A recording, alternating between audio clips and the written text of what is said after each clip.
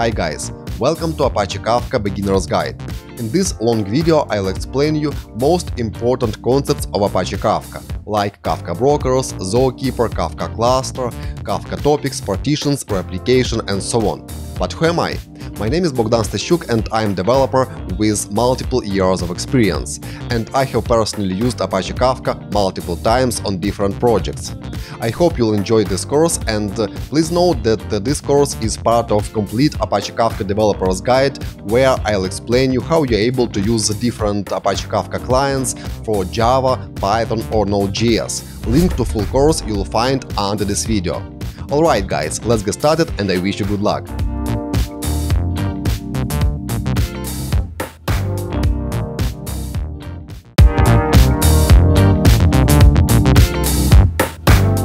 Hi guys, this course is a hands-on course that includes tons of practice activities dedicated to Apache Kafka.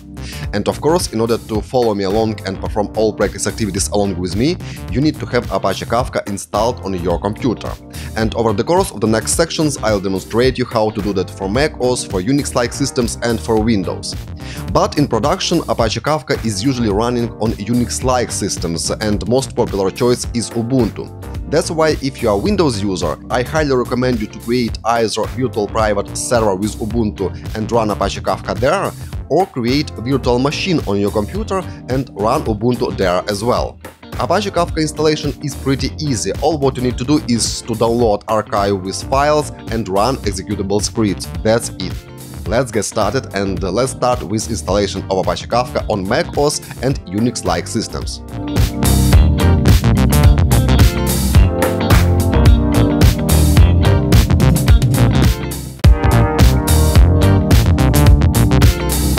In this section, I'll demonstrate you how to install Apache Kafka on Mac OS or any other Unix-like system using terminal.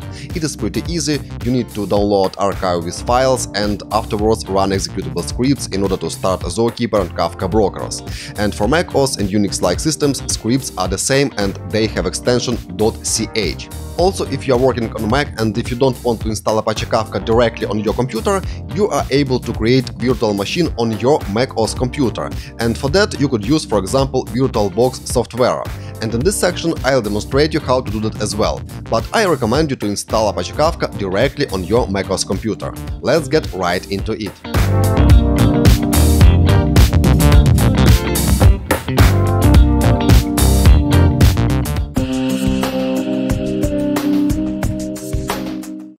In this lecture, I'll install Apache Kafka on Mac.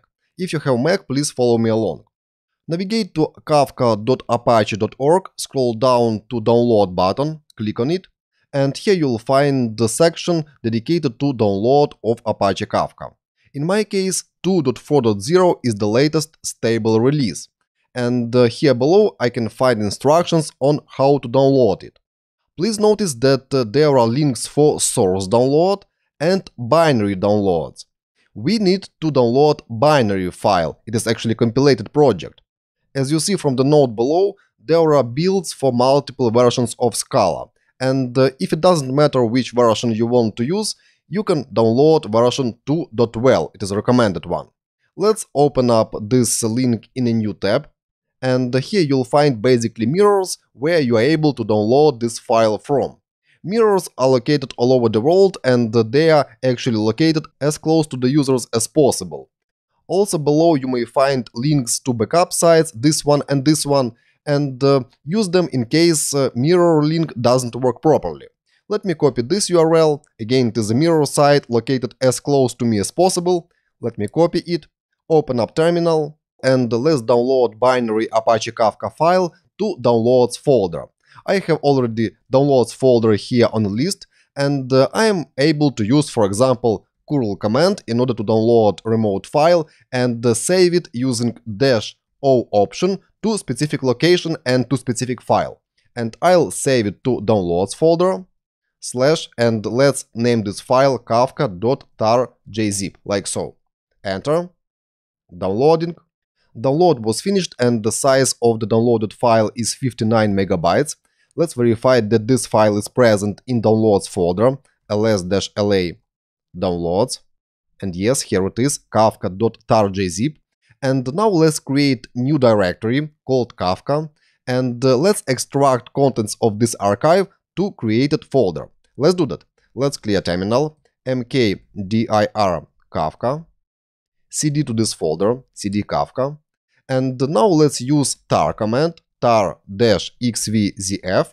Here type location of the tar file with archive. It is located in downloads folder, and name of the file is kafka.tarjzip.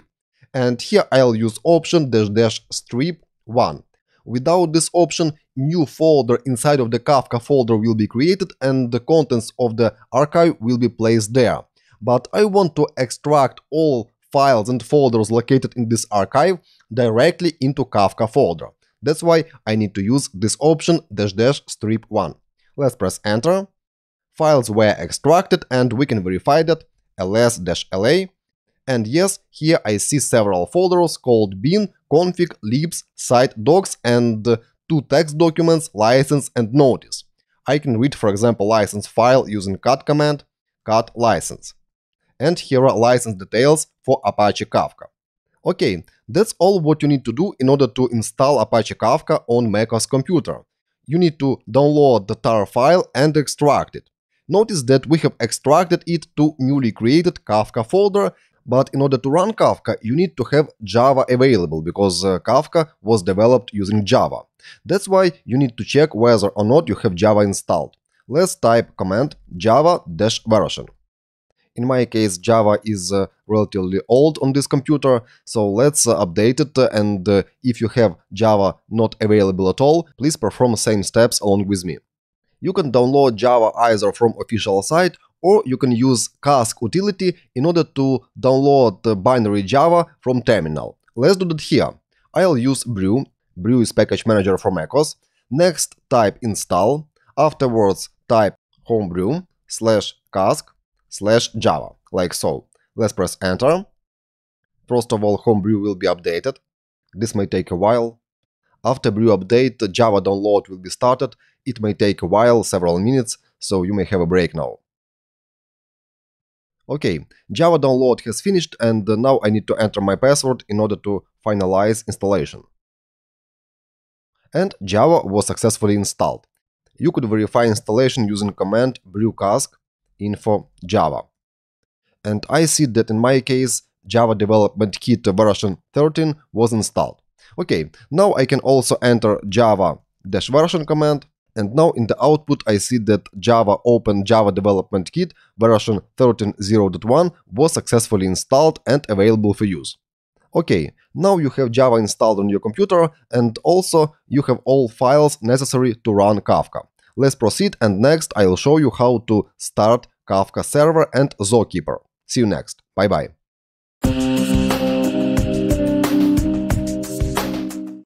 In this lecture, I will show you how to get Ubuntu up and running on your macOS computer. And you need any virtualization software that allows you to run any other operating systems like Windows or Ubuntu on your macOS. And there are actually few choices for that. For example, there is VMware Fusion, and this is actually paid software, and it costs up to $100 if I'm right. And there is also open source, and it means free software called VirtualBox. VirtualBox is supplied by Oracle, and it is available for Windows, OS X, and Linux. Basically, if you are already running Linux, you don't need to install VirtualBox. You can run Apache Kafka directly on your computer. I'll show you how to install VirtualBox and how to run Ubuntu inside of VirtualBox. For that, let me download the VirtualBox for OS X hosts. Click on this link. Download has started. And also, let's download the official Ubuntu image. Of course, this is also open source, it is free. And for that, please go to ubuntu.com/download, and I'll install Ubuntu Desktop. It is basically a full-featured operating system, and if you want, you can even replace Windows or macOS with Ubuntu Desktop. Okay, let's click on Ubuntu Desktop, and the latest long-time support release in my case is 18.04.3, and I'll click download button here. Download was started as well, and you see that the size of VirtualBox is about 100 megabytes, and the size of Ubuntu ISO image is around 2 gigabytes. Let's wait until both downloads will be finished. Okay, both files were downloaded. Let me basically open up downloads folder, and let's first install VirtualBox. Let's double click on this DMG installation file. Opening. Let's double click on virtualbox.pkg. Verifying package. Let's click here continue. Continue. Install. Enter your password. Let's open up security preferences and allow application to be run. Click allow here. Let's close this. Let's close this as well. Here you see that installation has failed, but basically it should be successful. But for the moment, let me keep installation disk image. And let's try to open VirtualBox. And it was successfully opened. Okay, let's now create a new virtual machine. In order to create new virtual machine, click here new icon, this one. And let's give name to this machine, and I'll name it Ubuntu Kafka, like so. Type will be Linux and the version will be Ubuntu 64 bits. Let's click continue. And here you can allocate how much RAM this virtual machine will be allowed to use. And the minimum recommended size is 1 gigabyte of RAM, and let me actually increase it to 2 gigabytes of RAM, like so. I think that it should be enough. Click here continue. On the next step, you should allocate hard disk memory for this virtual machine, and let's allocate it 10 gigabytes of storage. It will be pretty enough. Let's create. Here you can choose hard disk file type, and let's choose default one, VirtualBox disk image VDI. Let's click continue, and the size of the hard disk should be dynamically allocated in order to free resources for other virtual machines if you use multiple of them. Let's click continue. Here you are able to adjust the name of VDI file that will be stored in this folder under users Bogdan VirtualBox VMs Ubuntu Kafka, and I'm happy with this name, and let's click create.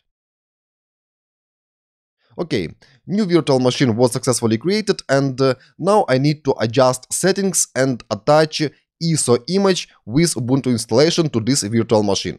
For that, let's open up settings here, go to storage, and here under controller.ide, choose empty disk, and click here on this small blue disk icon, and choose a disk file.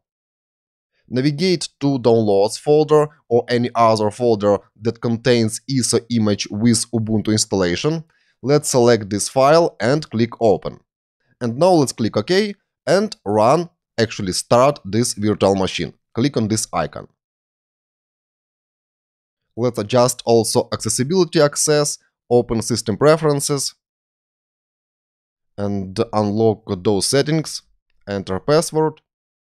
Scroll down, find the VirtualBox application, check this checkbox and close settings.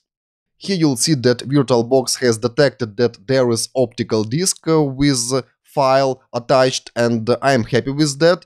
I want to actually create new virtual machine using this ISO image. Let's click Start. And here I'll see pretty small desktop, and in order to make it larger, let's click on this desktop icon.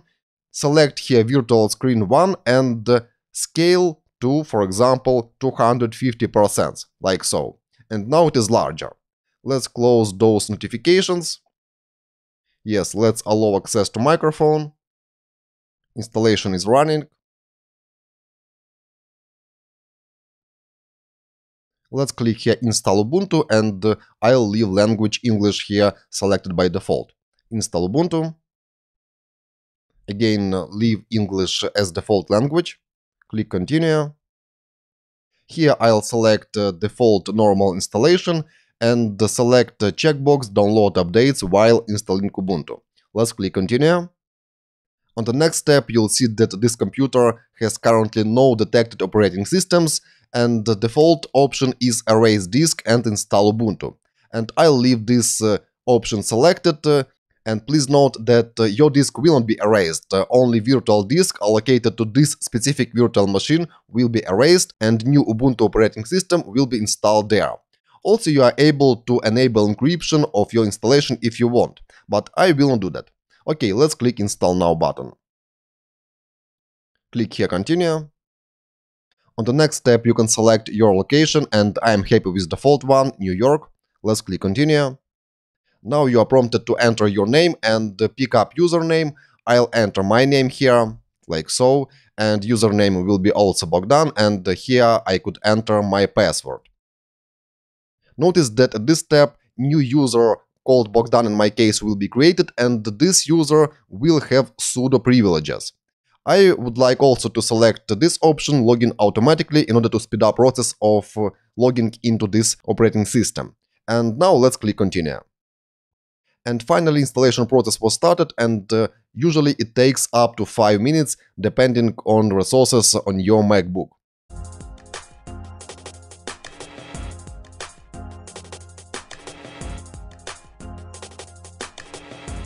Okay, installation is complete, and now I need to restart computer in order to use new installation. Let's click Restart Now button. It seems I need to press Enter here. Let's close this notification. And finally, Ubuntu was booted up successfully, and notice that I wasn't prompted to enter my password for user Bogdan. Okay, you can read what is new in Ubuntu and click here Next multiple times.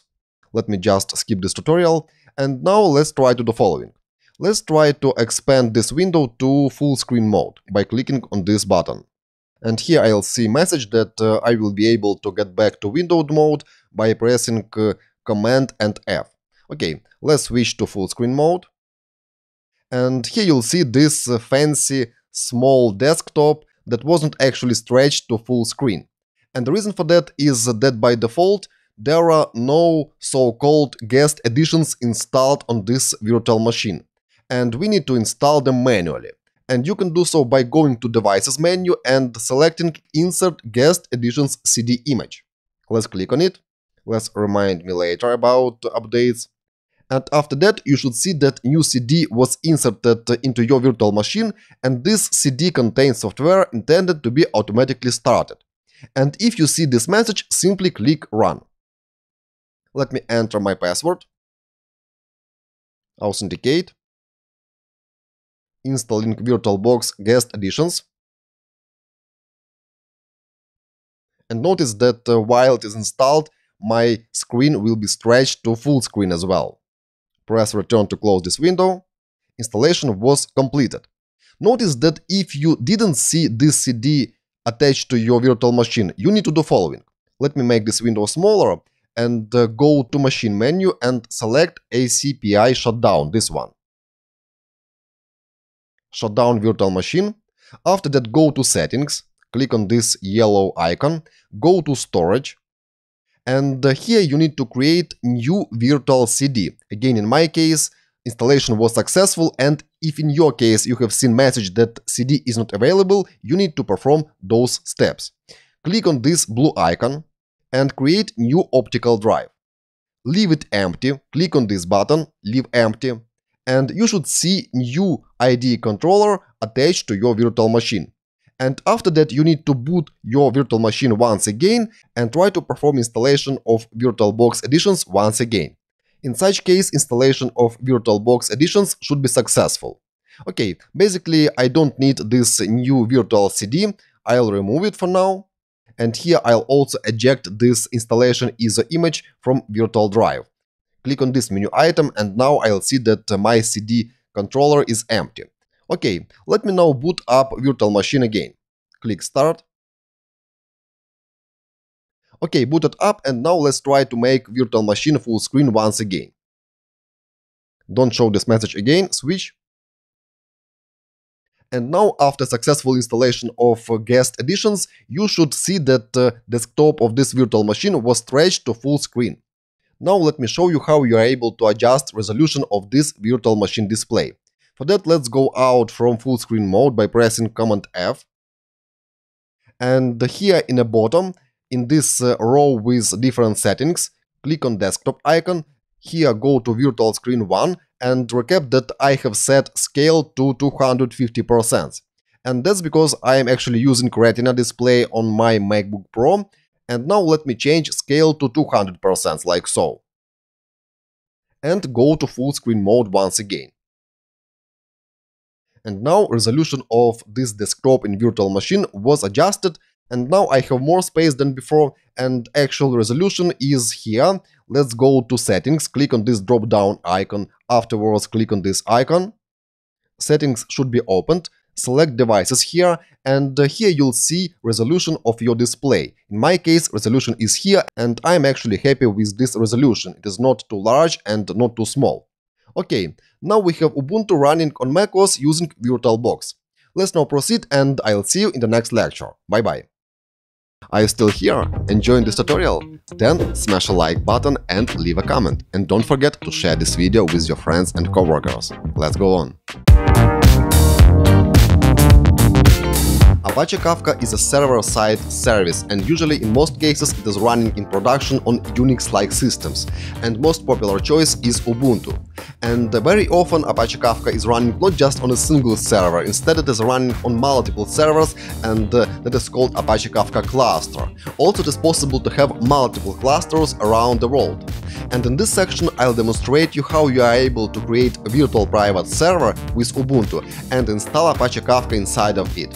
After creation of a remote virtual private server, you'll need to connect to it remotely from your computer, and for that you'll use SSH protocol. But please note that when you'll need to start Zookeeper, several brokers, you'll need to open several SSH connections from your computer. Let's get right into it.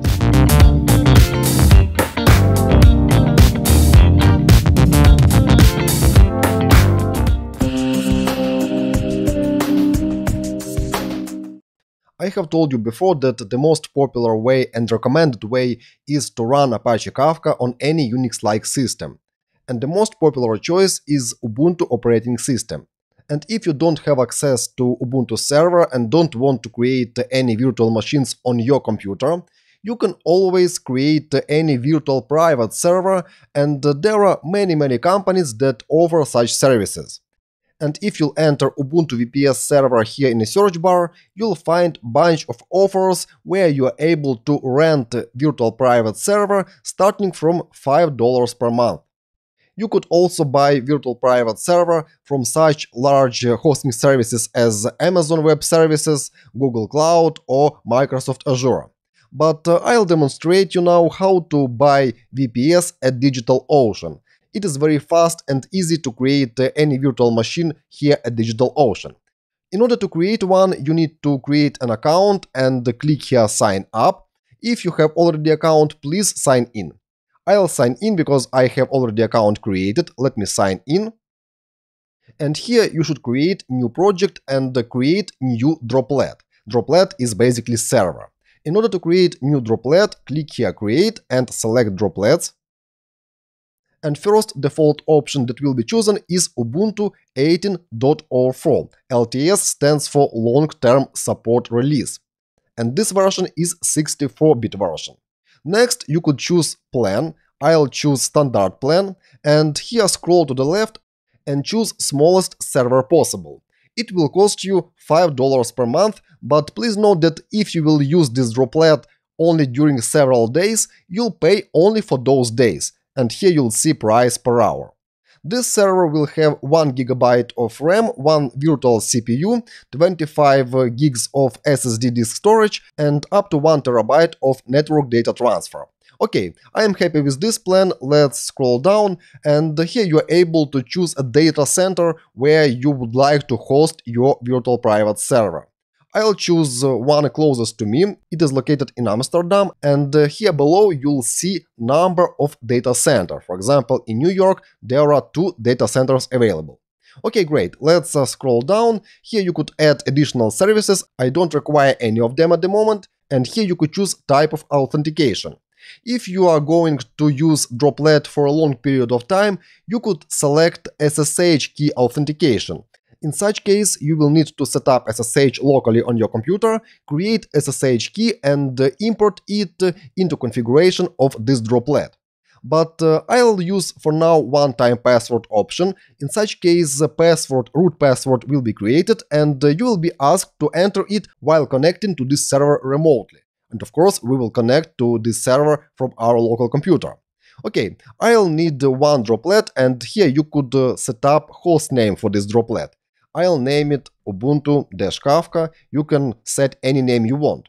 Also here you could add some tags, and if you have many droplets, tags may help you to find needed droplet faster.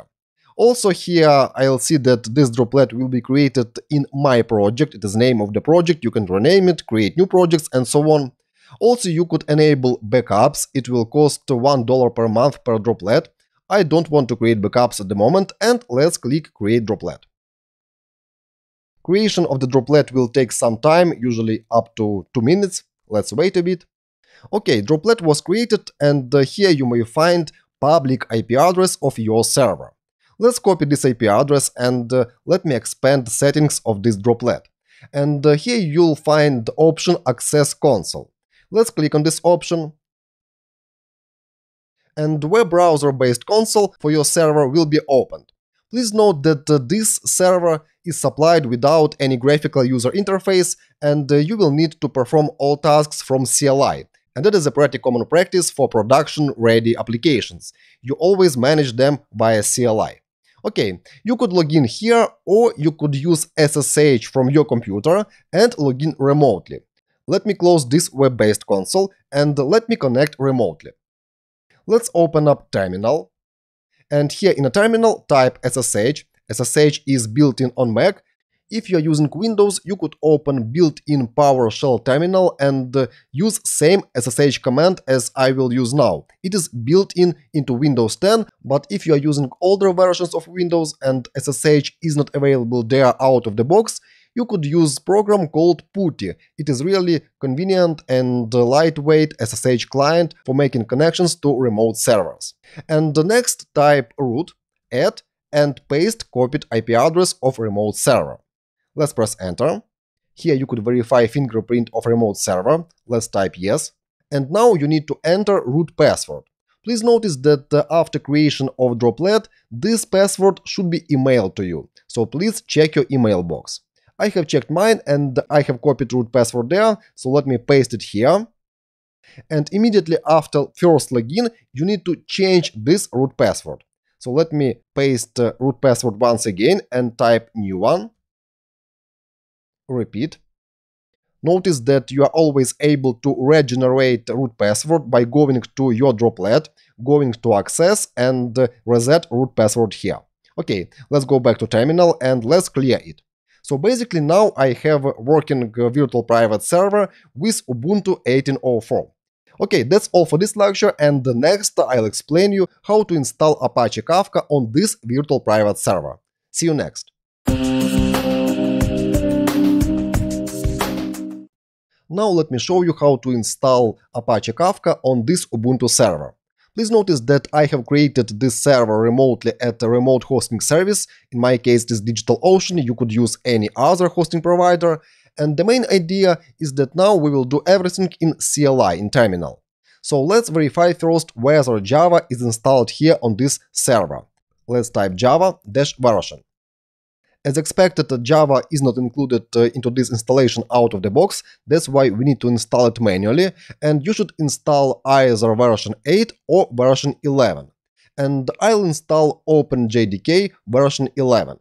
I could use command apt install for that, and first let's update apt.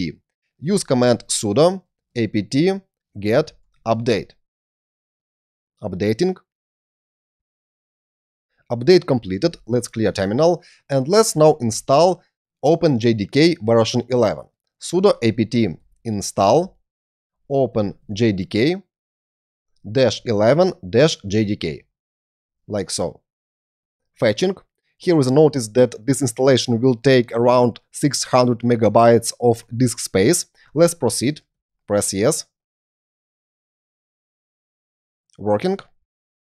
This process may take 1 or 2 minutes. Let's wait a bit. Okay, done. Let's verify now whether Java is available. Let's clear terminal and type java -- version. And now Java is available, and here you see its version 11.0.5. Great.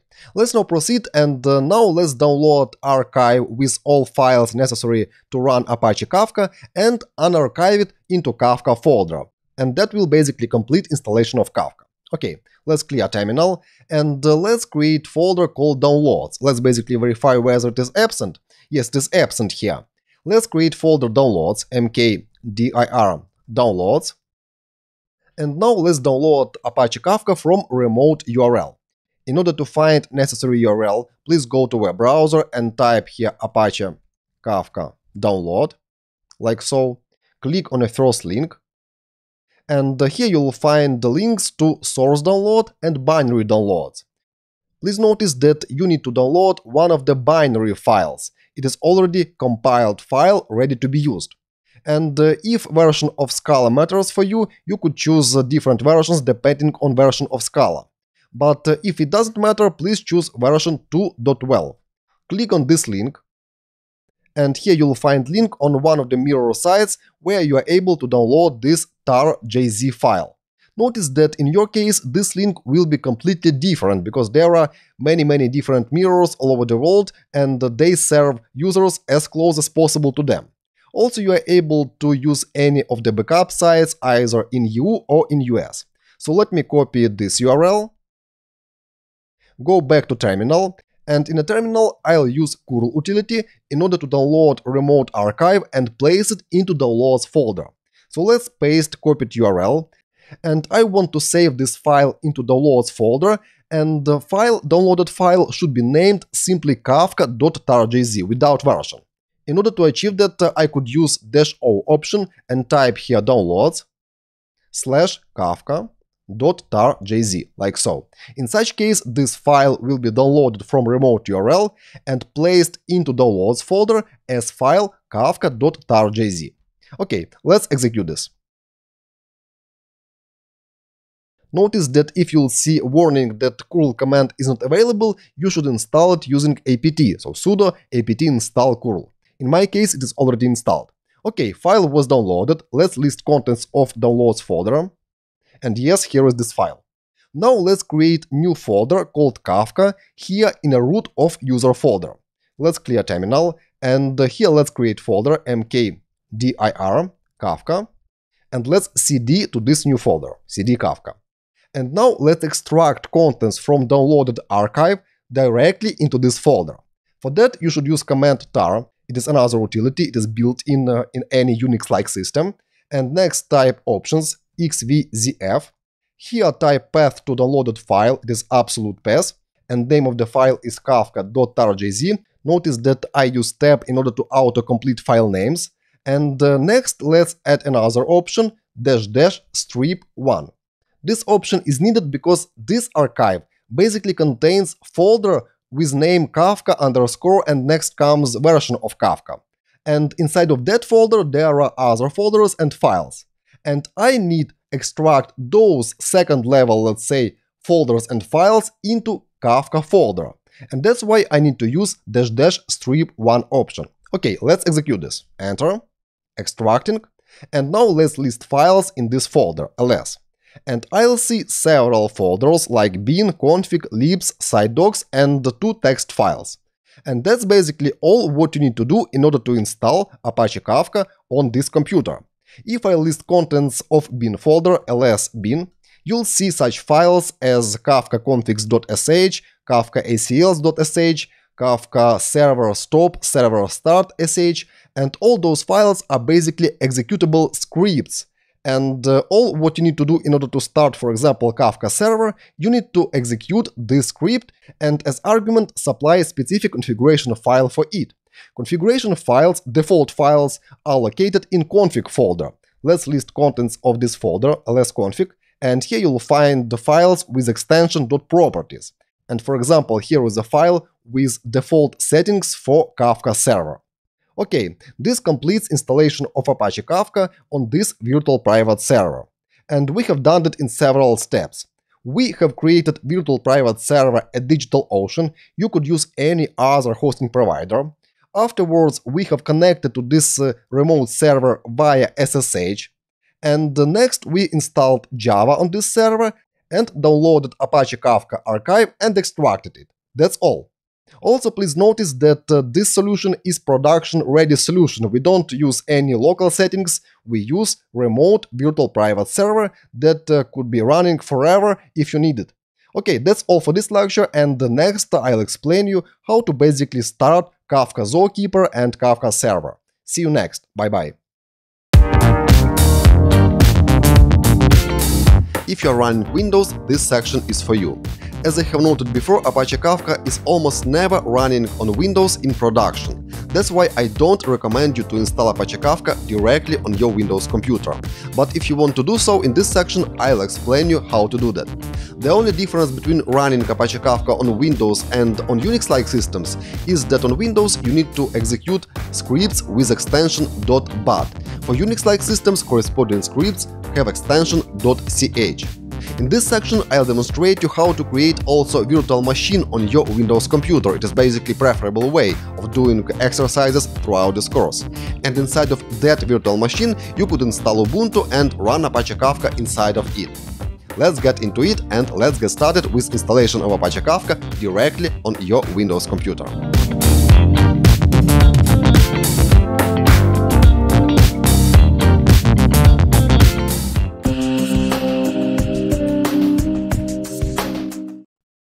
Now let me explain you how to install Apache Kafka on Windows. But please note that I highly don't recommend to do that, because even Apache tells that Windows is not fully supported platform. You should run Apache Kafka on any Unix-like operating system. So please, if you are able to do so, create, for example, any virtual machine using VirtualBox and run there, for example, Ubuntu. Or you can create any virtual machine on paid hosting that costs around $5–7 per month and use it during this course. In one of the previous lectures, I have demonstrated you how to create a new remote server and install Apache Kafka there. But anyway, if you decided to install Apache Kafka on Windows, it is possible, of course, and now I'll explain you how to do it. Please navigate to kafka.apache.org/downloads, and here you'll find links where you are able to download Apache Kafka. Please notice that this page is common for all operating systems, independent of whether you are running Windows or macOS or Unix-like system. The reason for that is simple. Archive that you should download in order to run Kafka is the same for all operating systems. So in my case, latest release is 2.4.0, and here you should scroll to binary download section and choose one of those archives. As you see, there are different binary downloads for different versions of Scala, but if version of Scala doesn't matter for you, please choose version 2.12. Let's click on this link. And here you'll find the mirror sites where you're able to download Apache Kafka archive. It is compressed archive with extension tar.jz, and you will need any unarchiver in order to extract contents from this archive. Also, please note that you may see here different link because there are many different mirrors where you're able to download resources all over the world, and they are located as close to any user as possible. Also below you may find backup sites in EU and in US where you are able to download Apache Kafka archive as well. But please use them only in case when mirror site doesn't work properly. Okay, let's click on this link and download this file. Its size is around 60 megabytes. So file was downloaded, and if I'll open folder where it is located, I'll see this archive. But now there are no programs that could extract actually contents from this archive. That's why I recommend you to install, for example, 7-zip program or any other, for example, WinRAR, WinZip, that are able to extract contents from archives. So let me download 7-zip and I'll download 64-bit version, this one. Let's download it and run it. Click yes here, install, and close. Okay, 7-zip was installed. Let's go back to archive And here right mouse click on downloaded archive, choose 7-zip and select open archive. Here you'll find one more archive. Let's simply drag it here, like so. And now let's extract contents from this archive. Again, choose 7-zip, open archive. And now I see here folder, Kafka underscore, and the next comes version. Let's extract this folder and place it in the root of disk C. Let's click extract here. And here remove entire path, leave just C, colon, and backslash, like so. Okay, extracting. Let's close this window and this as well. And now let's navigate to disk C. And here you should find folder that we have just extracted. Now please rename this folder to simply Kafka without any version, like so. Let's go into this folder, and here you'll find 4 subfolders and 2 text files. And that's basically all files that are required in order to run Kafka on any computer, either Windows or macOS or Unix-like system. Let me adjust the size of those icons and go, for example, into bin folder.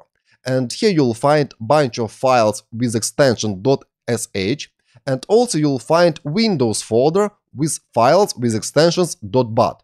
And that's exactly the files that you will need to use in order to start Kafka and Zookeeper on Windows. Those files are basically executable files, executable scripts for Windows. Okay, let's go back to Kafka folder, and in order to run Kafka, you need to have Java installed on your computer. And it is recommended to install either version 8 or version 11.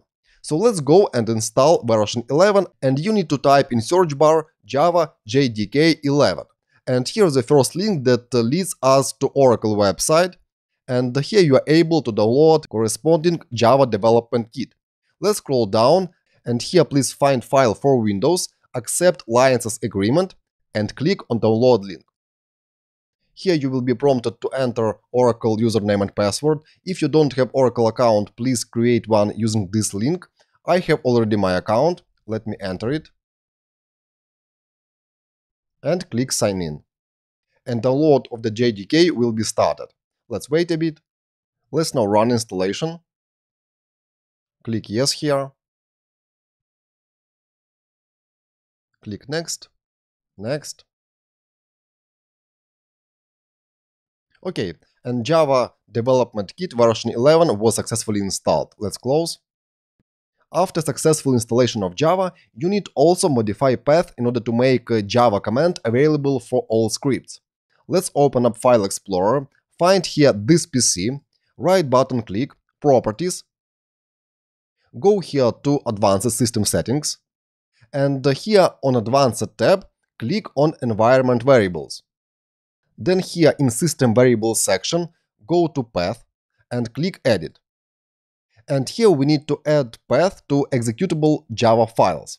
You can click here Browse and navigate to disk C, this PC, scroll down, disk C, Program Files, then Java, then in JDK folder find bin folder and click on it. Click OK, and you'll see here new path added. And in my case, it is C program files Java JDK-1105/bin. Please notice that you need to add path to bin folder. Let's click OK. And OK here. And close this. Great. Now we should have Java available for use.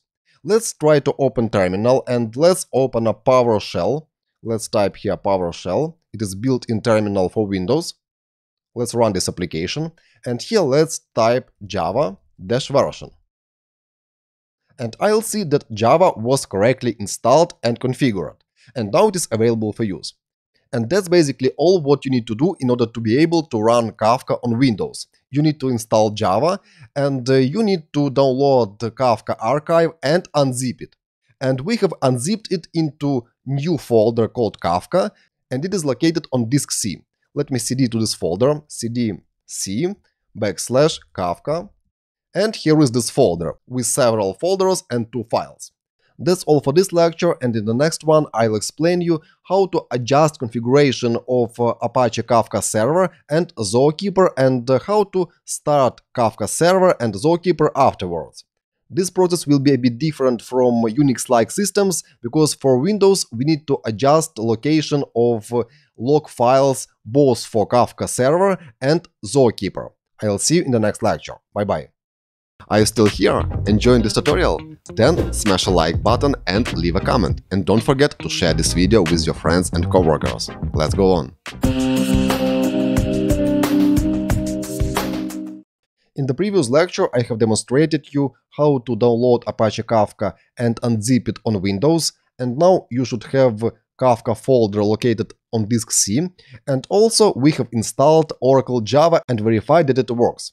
Now in this lecture, I'll explain you how to adjust configuration of Apache Kafka server and Zookeeper server and start them. We will edit a couple of configuration files, and for editing of the files, I suggest you to install Visual Studio Code. It is a free editor available for Windows, Linux and macOS.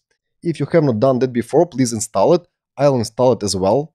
Download was finished. Let's open up exe file. Accept agreement. Click Next. Next. Install. And launch Visual Studio Code. Finish. Let's close Release Notes. Make it full screen. And let's go to File. Open folder, go to disk C and select folder called Kafka and click Select folder. And now you should see contents of the Kafka folder here on the left pane. There are several folders and 2 text files. If I'll click on license file, here in the right pane you'll see its contents. Now we need to adjust configuration files for Apache server and Zookeeper server. They are located in config folder. Let's go there. And first, let's find the server.properties file, this one. Here, let's scroll down to section where log path is defined. It is somewhere here. Yes, here it is. And we need to modify this path. And let's first create Kafka-logs folder here in Kafka folder. Let me minify this and click somewhere here and click on new folder icon. And let's create folder called Kafka-logs. Notice that there is already a folder called logs that is present here. In this folder, Kafka will store system logs. In this folder, Kafka-logs, Kafka will store messages that will be sent by producers and consumed by consumers. So let's adjust this path and type here C:/, not backslash, then Kafka, and remove TMP. So location of folder for logs is C:/Kafka/Kafka-logs, like so. Let me make it a bit larger in order to make it fully visible. And that's all for adjustment of server.properties file. Let's save this and let's close this. Also, let's go back to config and find Zookeeper.properties file, this one. And here we need to adjust this line, data directory. And instead of tmp/Zookeeper, here will be C:/, and remove tmp and type Kafka, like so. And of course, we need to create a Zookeeper folder here in Kafka folder. Let's save this file, let's minify config, like so, and create new folder called Zookeeper here in the root of Kafka folder. And now there are 2 new folders, Kafka-logs and Zookeeper. Now we are good to go and we are able to start both Zookeeper and Kafka server. Let's first start Zookeeper. Let me minify Visual Studio Code and let me close this window as well and minify this. And here in PowerShell, let's clear terminal CLS. And now let's first start Zookeeper server using updated Zookeeper.properties configuration file. Zookeeper will be started like so. /bin/Windows /Zookeeper, press tab, Zookeeper server start.bat. Afterwards type config /Zookeeper and press tab as well. And now let's press enter and Zookeeper server should be started. Here you'll see this information pop up, check this checkbox here and allow access. And Zookeeper was started. Now it is running on port 2181. Great. Now let's minify this window and open up new PowerShell window and start Apache Kafka server there. Let's open up new PowerShell window. And here navigate to C/Kafka. Let me adjust size of this window. And here let's start another script called Kafka server start. And this script will be started using another configuration file that we have edited called server.properties. Let's do that. /bin /windows /Kafka -server -start. We can press tab here, .bat, and here specify path to server.properties configuration file, config /server.properties. I can use tab here as well. And let's execute this command. And Kafka server with ID 0 was started successfully. Let's go to Visual Studio Code and observe whether something has appeared in newly created Kafka-logs folder and Zookeeper folder. Let's examine Kafka-logs folder, and you'll find a bunch of new files here that were created during startup of Kafka server. Also, if I'll expand Zookeeper folder, you'll find several files here as well. For example, here you'll find snapshot files. Okay, great. Now you have Zookeeper and the Kafka server up and running on Windows computer. That's all for this lecture, and in the next lectures I'll explain how to start the Kafka consumer and the Kafka producer, but I'll do that only for Unix-like systems, but I will not repeat those steps for Windows users. But if you'll proceed using Apache Kafka on Windows, please keep in mind that instead of sh scripts located in bin folder, you need to use bat scripts located in subfolder called Windows in bin folder. That's all for this lecture, and I will see you next. Bye bye.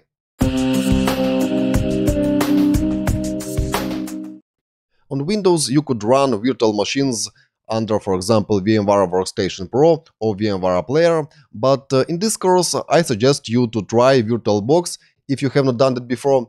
VirtualBox is supplied by Oracle and it is open source software, and that's why it is free. VirtualBox is available for Windows, for Mac OS, for Linux and Solaris. Let's click on this link, Windows host, and you will immediately download VirtualBox. It is around 100 megabytes. While download is in process, let's navigate to ubuntu.com/download and download official Ubuntu desktop ISO image from official Ubuntu website.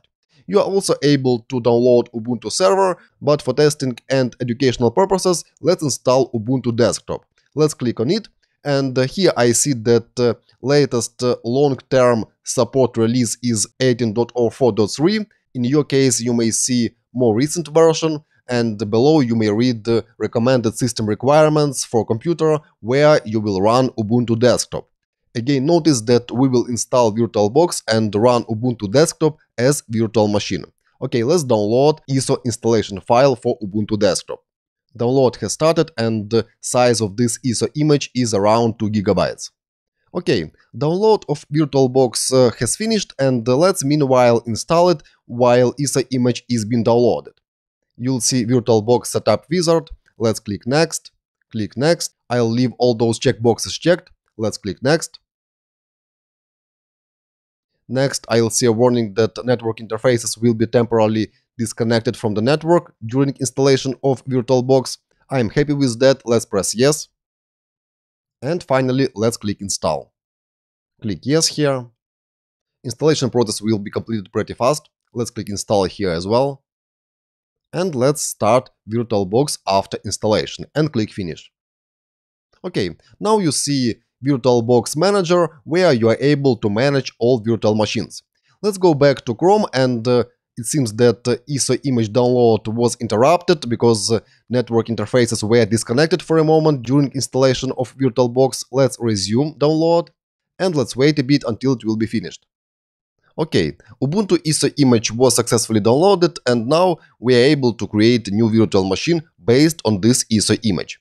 Let me minify this window, and here in VirtualBox Manager, simply click on this icon Create New Virtual Machine. Here let me specify name of this virtual machine, and I'll name it Ubuntu Kafka, like so. And you'll notice that type of this virtual machine will be automatically switched to Linux, and version will be Ubuntu 64 bits. Let's click Next, and here we are able to allocate RAM to this virtual machine. Default RAM size is 1 GB and let me adjust it to 2 GB. Like so. Let's click next. And here you can choose size of disk for this virtual machine. And 10 GB is pretty enough because we will use this virtual machine just for testing and educational purposes. Okay, let's create a disk. On the next step, you are able to adjust a hard disk file type, and default one is VDI, VirtualBox Disk Image. I am happy with that. Let's click next. On one of the previous steps, we have allocated 10 GB of storage to this virtual machine. And with this option dynamically allocated, this virtual machine will not claim all space immediately. Instead, it will fill physical disk space up to this fixed size that was specified before. And it means that this virtual machine may use less than 10 GB of storage. And in such case, remaining free space may be used by other virtual machines. I am happy with dynamically allocated, and let me click next.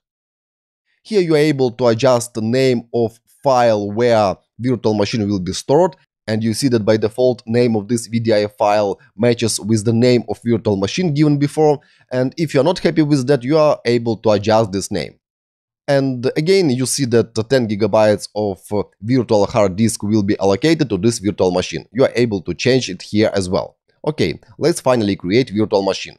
Virtual machine was created, but now it is powered off, and we need to attach downloaded ISO image to CD drive of this virtual machine.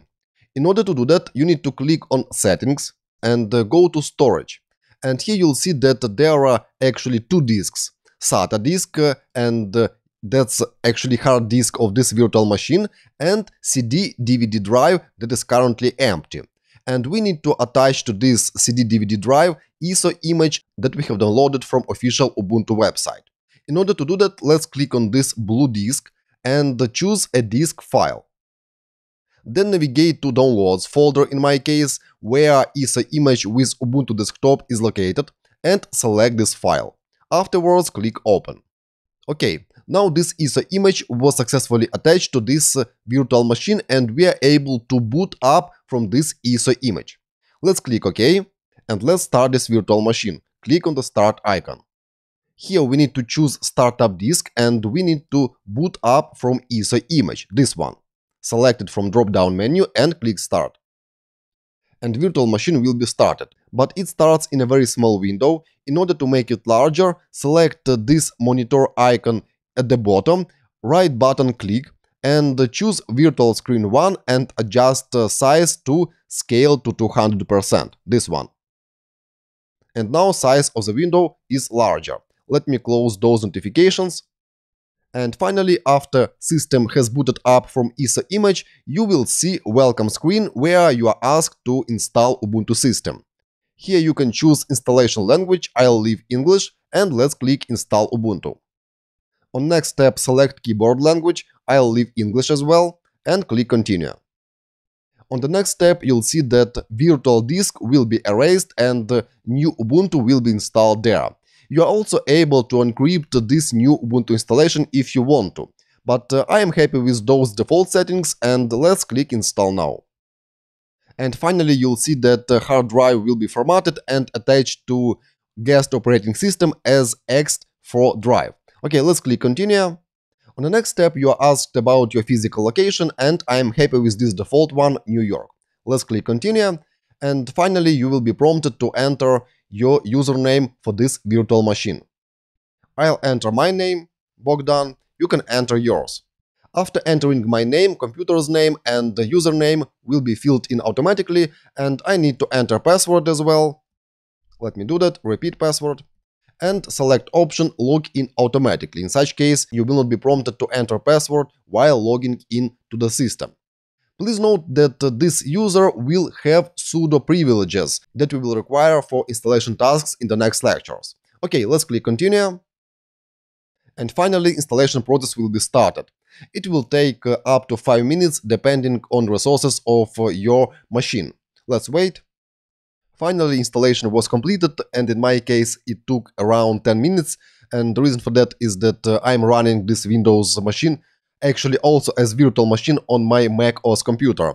That's why probably it was so slow. Okay, let's click Restart Now button. Restarting. Let's press Enter.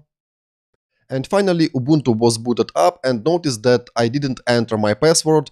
That's because I have selected option Automatically Log In. Here you can choose Next in order to familiarize yourself with Ubuntu OS. Let's click Next, Next once again, Next, and done.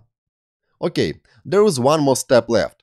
Notice that now picture looks a bit pixelized, and if I'll try to make this window full screen, notice what will happen. Let's click on this button, and you'll see that the size of this desktop will remain unchanged. And in order to fix that, we need to install so-called guest editions. To do that, let's go to Devices and click Insert Guest Editions CD image. And after this, VirtualBox will automatically insert new CD into CD drive of this virtual machine, and here you'll see notice that this CD contains software intended to be automatically started. Let's click Run here. Enter my password, click Authenticate, and installation process of VirtualBox Guest Editions will be started. This package is similar to VMware tools that are installed if you are using VMware Workstation or VMware Fusion.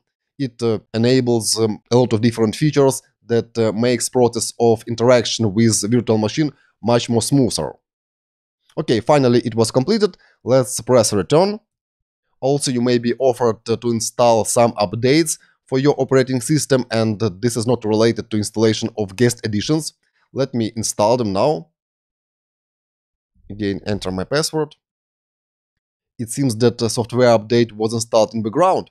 Okay, now after installation of guest editions, we need to reboot virtual machine. Let's do that. You can reboot virtual machine either from here, click on this icon, then power switch, and click Restart. Or you can always do that from VirtualBox menu, choose Machine, and choose here ACPI Shutdown. Here let's enter password, authenticate, and virtual machine was powered off. Let's start it again. And let's now try to minimize this window and make it full screen once again. And now, after installation of guest editions, this desktop of virtual machine is stretched to full size of the window.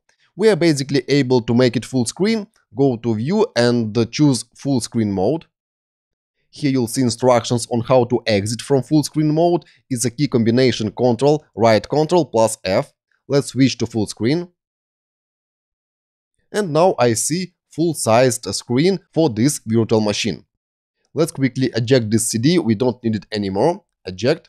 Now we are all set and we have Ubuntu virtual machine running on Windows computer. Notice that here at the bottom you see this panel that allows you to exit from full screen mode or perform other actions with this virtual machine. Let's, for example, exit from full screen mode and go to windowed mode. Okay, that's the end of this long lecture dedicated to installation of Ubuntu on Windows computer, and I hope that you were able to successfully complete it. I'll see you next. Bye-bye.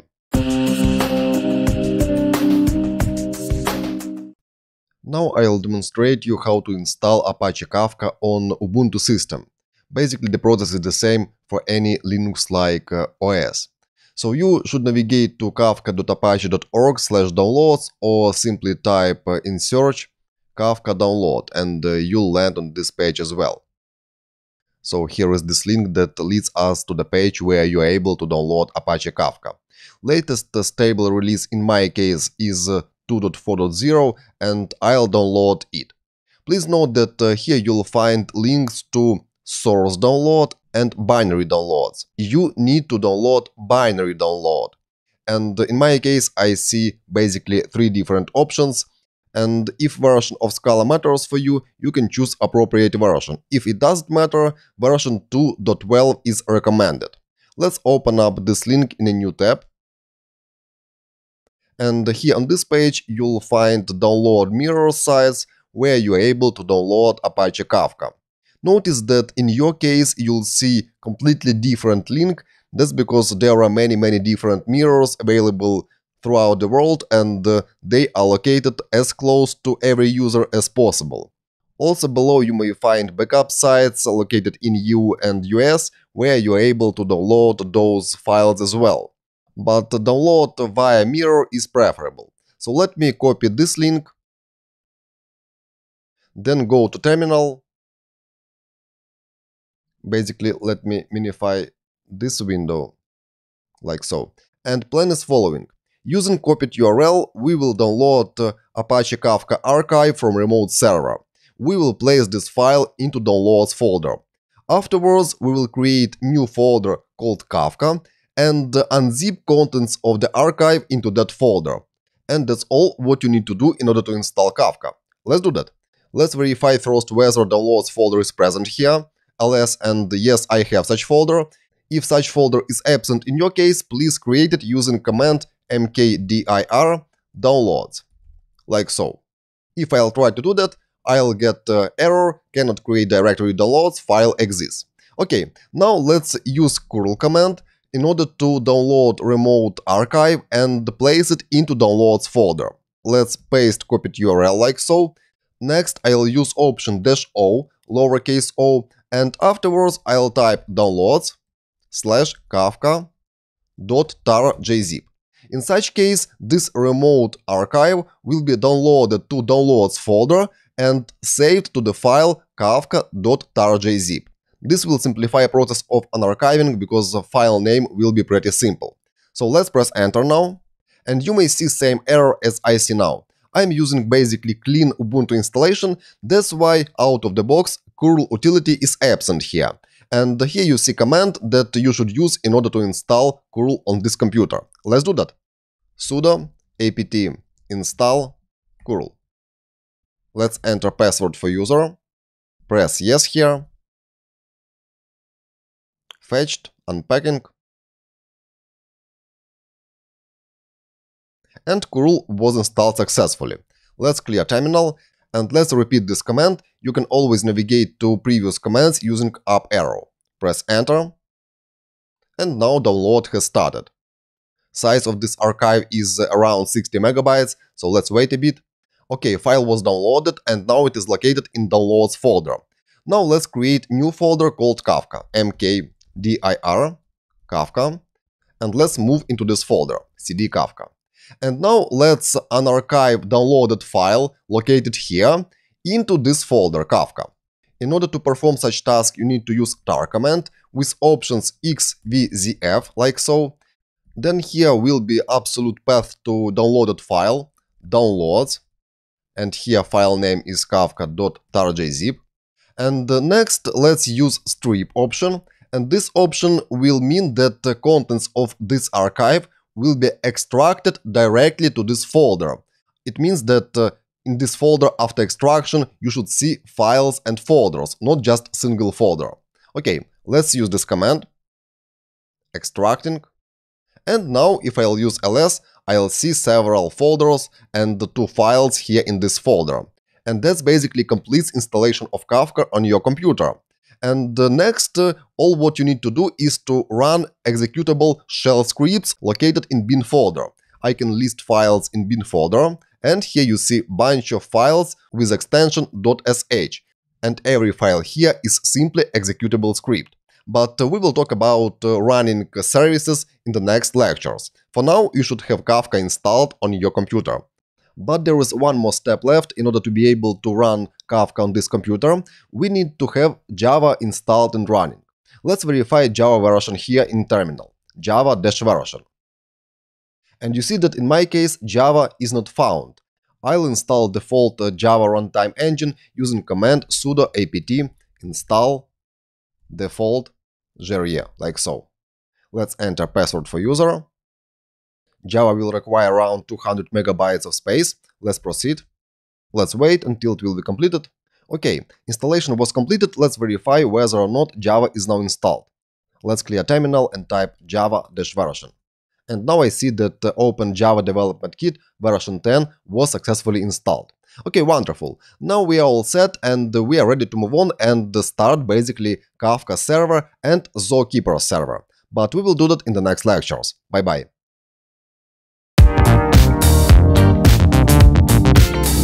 In the previous sections I have demonstrated you how to install Apache Kafka on your operating system.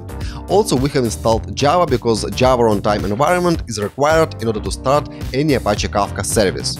In this section, we will explore contents of Apache Kafka installation folder.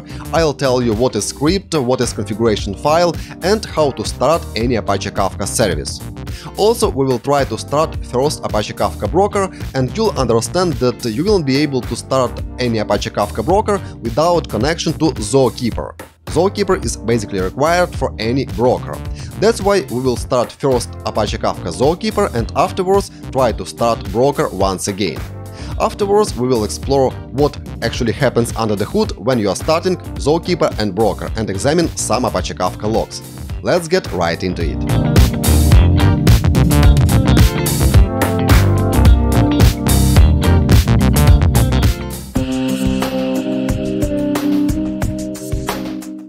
Now you should have first Java up and running on your computer, and the second, you should have downloaded Kafka archive and unzip it into a specific folder. In my case, I have created a folder called Kafka, and if I list contents of this folder, I see 5 folders called bin, lib, site docs, config and logs, and 2 text files, license and notice. Let's have a look at contents of bin folder, ls bin. And in this folder you'll find a bunch of the files with extensions .sh. Also, you'll find here subfolder Windows, and if I list contents of Windows folder, I'll see a bunch of bat files. And basically every file here in Windows folder or directly in a root of bin folder is executable script, executable file. And files with extension .sh are executable files for Unix-like systems like macOS, Ubuntu and so on. And the files in Windows folder are files executable on Windows. And basically, in order to run specific service of Kafka, you should launch specific script, nothing else. Pretty simple. And also you are able to run every script multiple times as well. And that means that you are able to start, for example, multiple Kafka brokers on a single computer. We will try that, of course, later on. But for now, please understand that installation of Kafka is simply a set of executable files, nothing else. Okay, let's clear terminal and let's again have a look at the contents of this folder. There is also a folder called config. Let's examine files there. And here you'll find the files with extension .properties. And those files contain actually default configurations for specific services that can be started using executable files. For example, this file zookeeper.properties is used in order to launch Zookeeper service. This file producer.properties is used in order to start producer. This one is used in order to start Kafka server or Kafka broker, and so on. Inside of the site docs folder, let's have a look at it, you'll find archive with extension tar.jzip called site docs. And you are able to extract this archive and it will basically contain documentation for specific version of Kafka that is installed on your computer. Also, there is a folder called logs. Let's have a look at it. Logs. And this folder contains log files that are related to services that are started using different executable files. For example, here you see log file that relates to start of the Kafka server, Kafka broker. You can also read any file in any of those folders. Let's clear terminal. And here in terminal you are able to use, for example, cat command. And let's, for example, read file config server.properties. It is configuration file for Kafka broker. And if I'll press enter, you'll see file that basically contains set of default configuration parameters like log segment bytes, log retention check interval .ms and so on. Simply set of default parameters for server start.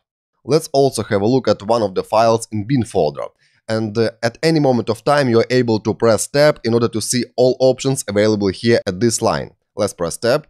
And for example, let's have a look at contents of Zookeeper shell.ch. You can start typing and next also press tab in order to autocomplete. And here let's type shell.sh. And here you'll find executable file for Unix-like systems. And every file with extension .sh starts with this line. It is actually commented out line of the shell script. And this line indicates which program on Unix-like computer should be used in order to execute this file. And I have told you that this script is actually shell script, and that's why ch program located in bin folder should be used in order to execute this file. Below you'll see a bunch of comments, and after comments you'll see basically body of this shell script. And here those lines do some job. But let me clear terminal and show you location of ch application itself. In order to find it, let me cd to user folder, and here cd to /bin folder. It will be system folder. And let's list files here. And you'll find here, for example, file called ch. And that's exactly the application that is used for execution of executable files. Also, you'll find here a bunch of other files like mv, mkdir, and so on.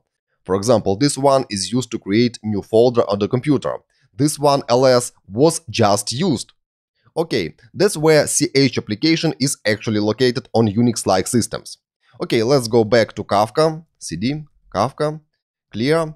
And also, let me show you how to read files in a more convenient way, because basically reading text files in a terminal is not the best way to do that. But if we will talk about editing, using terminal, it is also a nightmare. So, in the next lecture, I'll quickly show you how to install open source text editor called Visual Studio Code, and I'll show you how to open contents of this folder there and read different files there and also edit them. I'll see you in the next one. Bye-bye. Are you already a subscriber? If no, please subscribe. I publish a lot of tutorials like this one. In a previous lecture, we have explored contents of Kafka folder. And there are basically several subfolders and 2 text files. Also, we have tried to read contents of several text documents. And of course, you are able to do that using terminal and command line. But it is not the best way to do that. That's why in this lecture I'll show you how to install Visual Graphical User Interface text editor called Visual Studio Code. It is open source, free, and available for Mac, Windows, and Unix-like systems. And I'll demonstrate you how to read the contents of every file using VS Code and how to edit those files as well. Okay, so please download VS Code on your computer if it is not yet installed. I'll download it for Mac. Its size is around 100 megabytes, and basically in this course we will use VS Code not just for editing of Kafka files, but also using VS Code we will do some coding for creation of consumers and producers for Kafka. Okay, archive was downloaded, let's open it up. And here I'll find .app file, and all what I need to do is drag this file into applications folder. But if I'll do that, I'll get an error because I have already VS Code installed on this computer. If you have not, please just move .app file into applications folder and afterwards simply run Visual Studio Code. I'll stop operation, then go to Spotlight and type here Visual Studio Code, and VS Code will be opened. Here I see some release notes, let me close them, and now let's open up Kafka folder here in VS Code. In order to perform this task, go to File, click here Open, and now we need to find location of Kafka folder on this computer. Please go to this drop-down and select here your username. In my case, it's Bogdan. And here in a home folder for this particular user, along with folders like Applications, Desktop, Documents, Downloads, I'll find folder called Kafka, because we have created this folder in a home directory for specific user, local user. Okay, let's select this folder and click Open. And contents of this folder will be opened in Visual Studio Code.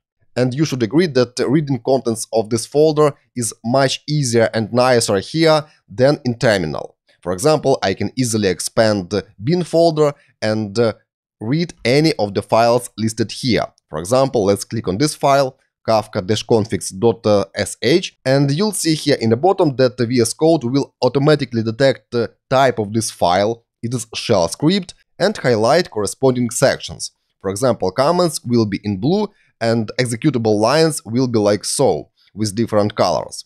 Also, let's open up, for example, this file, connect-mirror-maker.sh. and the same structure is here. Let me minify bin folder and go to config folder, and here I'll find again bunch of files with extension .properties, and for example let's open up file server.properties.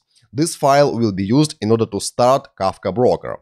Again, I see some comments here, and below I see configuration parameters like broker ID.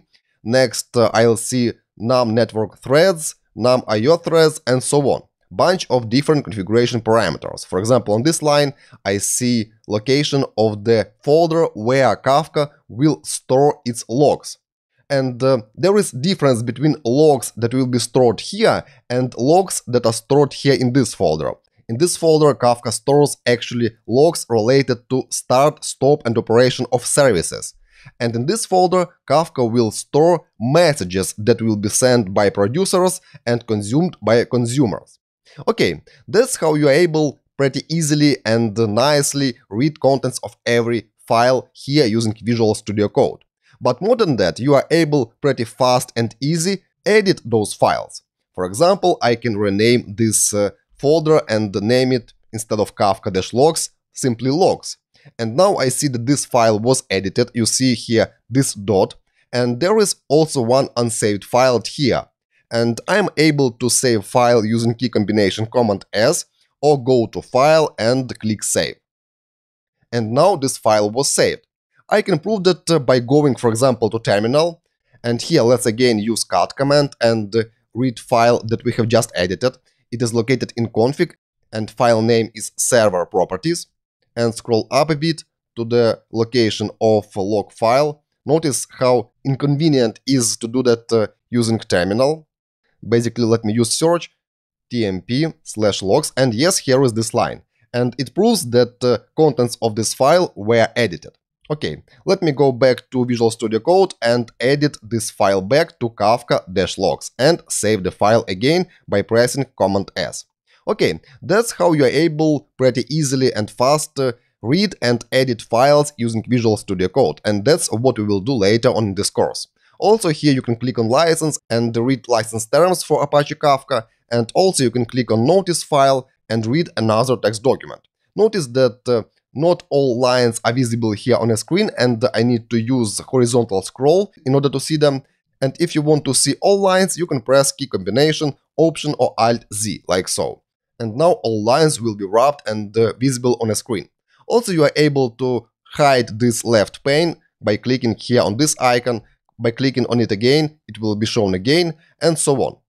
VS Code is very powerful editor, and if you have not used it before, I highly recommend you to do that. I will not explain all of its features. All what you need to know about it for the moment is how to read files and how to edit files. That's all for this lecture, and in the next one, let's finally start Kafka service. I'll see you in the next lecture. Bye bye.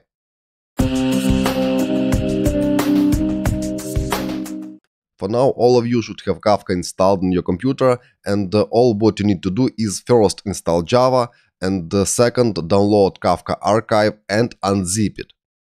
For Windows users, I highly recommend it to don't install Kafka on Windows and use, for example, virtual machine on Windows that runs Ubuntu, or create remote virtual private server and install Kafka there. From this point on, I'll use all commands for Unix-like systems. Basically, macOS is also Unix-like system, and the commands here doesn't differ from commands that you should enter on, for example, Ubuntu system. Okay, in this video, let's finally start Apache Kafka server. And you know that Kafka installation is basically a set of executable scripts located in bin folder. Let's first cd to Kafka folder. It is located in root of the user directory. And here let's list files in bin folder. And you'll basically see here a bunch of those executable files with extension .sh. You could start Kafka server by running this script, kafka-server-start.sh. This script also requires configuration file, and there is default configuration file located in config folder. Let's list files in config folder, and here is this file basically, server.properties. Okay, let's now try to start Kafka server, that is basically called Kafka Broker. and on every single computer you are able to run several Kafka Brokers. And we will try that later on in the course. For now, let's try to start just single Kafka Broker. Okay, let's clear terminal, and here let's type following. We need to type path to executable file. Again, it is located in bin folder, then comes slash, and here will be kafka-server-start.sh. And after this path to executable script, we need to specify file name of the configuration file that will be used for this server. And in Unix-like systems, all arguments for scripts are specified simply after space. So let's add space here, and the next type path to configuration file. It is located in config folder, and the name of the file is server.properties. Basically, I could use tab in order to autocomplete file name, like so. And now let's press enter in order to start Kafka server. We see here a bunch of messages, and finally we see info messages, info shutting down, info shutdown completed. And that means that the start of this server was unsuccessful. But let's try to find reason for that. Let me scroll to the very beginning of this output. Here it is. And you'll see that after this command that we have entered, Kafka tries to connect to Zookeeper. And here you see this message, connecting to Zookeeper on localhost :2181. And if I'll scroll down to the end of this output and find the message like this: timed out, waiting for connection while in state connecting. It means that Kafka server tries to connect to Zookeeper that should be running on localhost at port 2181. And finally, this connection was timed out because we have not yet started Zookeeper. And here we came to conclusion that the Kafka server is not able to start without connection to Zookeeper. So Zookeeper is mandatory part of Kafka ecosystem, and without Zookeeper no brokers could be running. Okay, to summarize, we have just tried to start Kafka server, and this attempt failed. And next, let's try to start Zookeeper, and afterwards try to start Kafka server once again. See you in the next lecture. Bye. We have just tried to start Kafka server, and this attempt was unsuccessful. And the reason for that is simple. There is no Zookeeper available, and the Kafka server is not able to be running without connection to Zookeeper. Now let me quickly show you how to observe logs of Kafka server. Let's go to Visual Studio Code and open up Kafka folder here.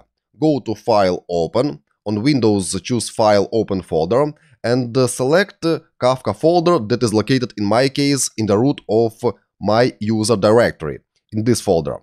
And simply select folder and click Open. And next navigate to folder called Logs, this one. And here you'll see a bunch of log files that were created automatically by Kafka after start of Kafka server. And let's observe log file called server.log. Let me hide this left panel. And here in this file you'll basically see same messages as we have seen here in a terminal. But those messages are colored and they are more readable, of course. And you'll see same information here. And Kafka server after its start tries to connect to Zookeeper at localhost at port 2181. And finally this connection attempt times out. Here we see this information as well. And afterwards server shuts down. Also in this folder you'll see other log files, but now we're interested only in this file, server.log. Okay, let's now proceed, and next let's start Zookeeper. See you next. Do you want more tutorials like this? If so, please subscribe and ring the bell to get them. Now you know how to read the log files located in the logs folder, here in a Kafka folder, and now let's start Zookeeper. Let's clear terminal and start Zookeeper again by executing corresponding script. And let's first list files in bin folder and find file that we need to execute. Here is this file, zookeeper-server-start. And same as Kafka server, it needs configuration file, and default one is located in config folder. Let's list contents of the config folder, and here is this file, zookeeper.properties. Let's start Zookeeper. Let's clear terminal and type bin/Zookeeper. I can use tab here, server, start, and next comes path to configuration file, config/Zookeeper, use tab, Zookeeper.properties, and let's press enter. And Zookeeper was successfully started. And you'll see here this info message, info binding to port all zeros and port 2181. And this message means that Zookeeper server now listens to port 2181 at all IP addresses at this local host, at this computer. And now we are able to try to start Kafka server, but before doing that, let's try to observe and find logs of Zookeeper server. And let's first find location where log files of Zookeeper are stored. Let's go to Visual Studio Code and open up configuration file of Zookeeper. Go to config and open up Zookeeper.properties file. Scroll down and here you'll find this path, tmp/Zookeeper. And that's basically the default path where Zookeeper stores its logs. In your case, you may find another path here if this default configuration file was modified. Okay, let's go back to terminal and navigate to this folder. And please note that we need to keep Zookeeper running. And that means that you need to open new tab in order to do other things. So let's open up new tab. I can use shortcut Command T. And here let's cd to tmp/ and next comes Zookeeper.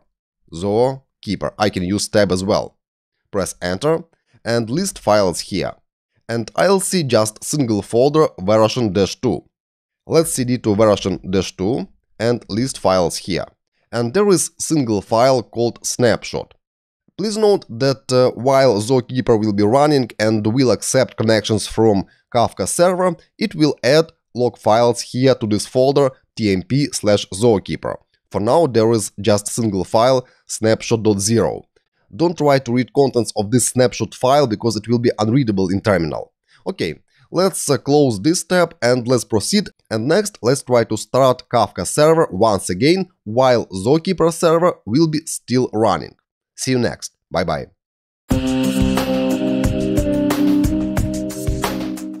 Now we have Zookeeper server up and running and it listens at port 2181, this one. And it accepts connection to any IP address of this local host. That's what this record means.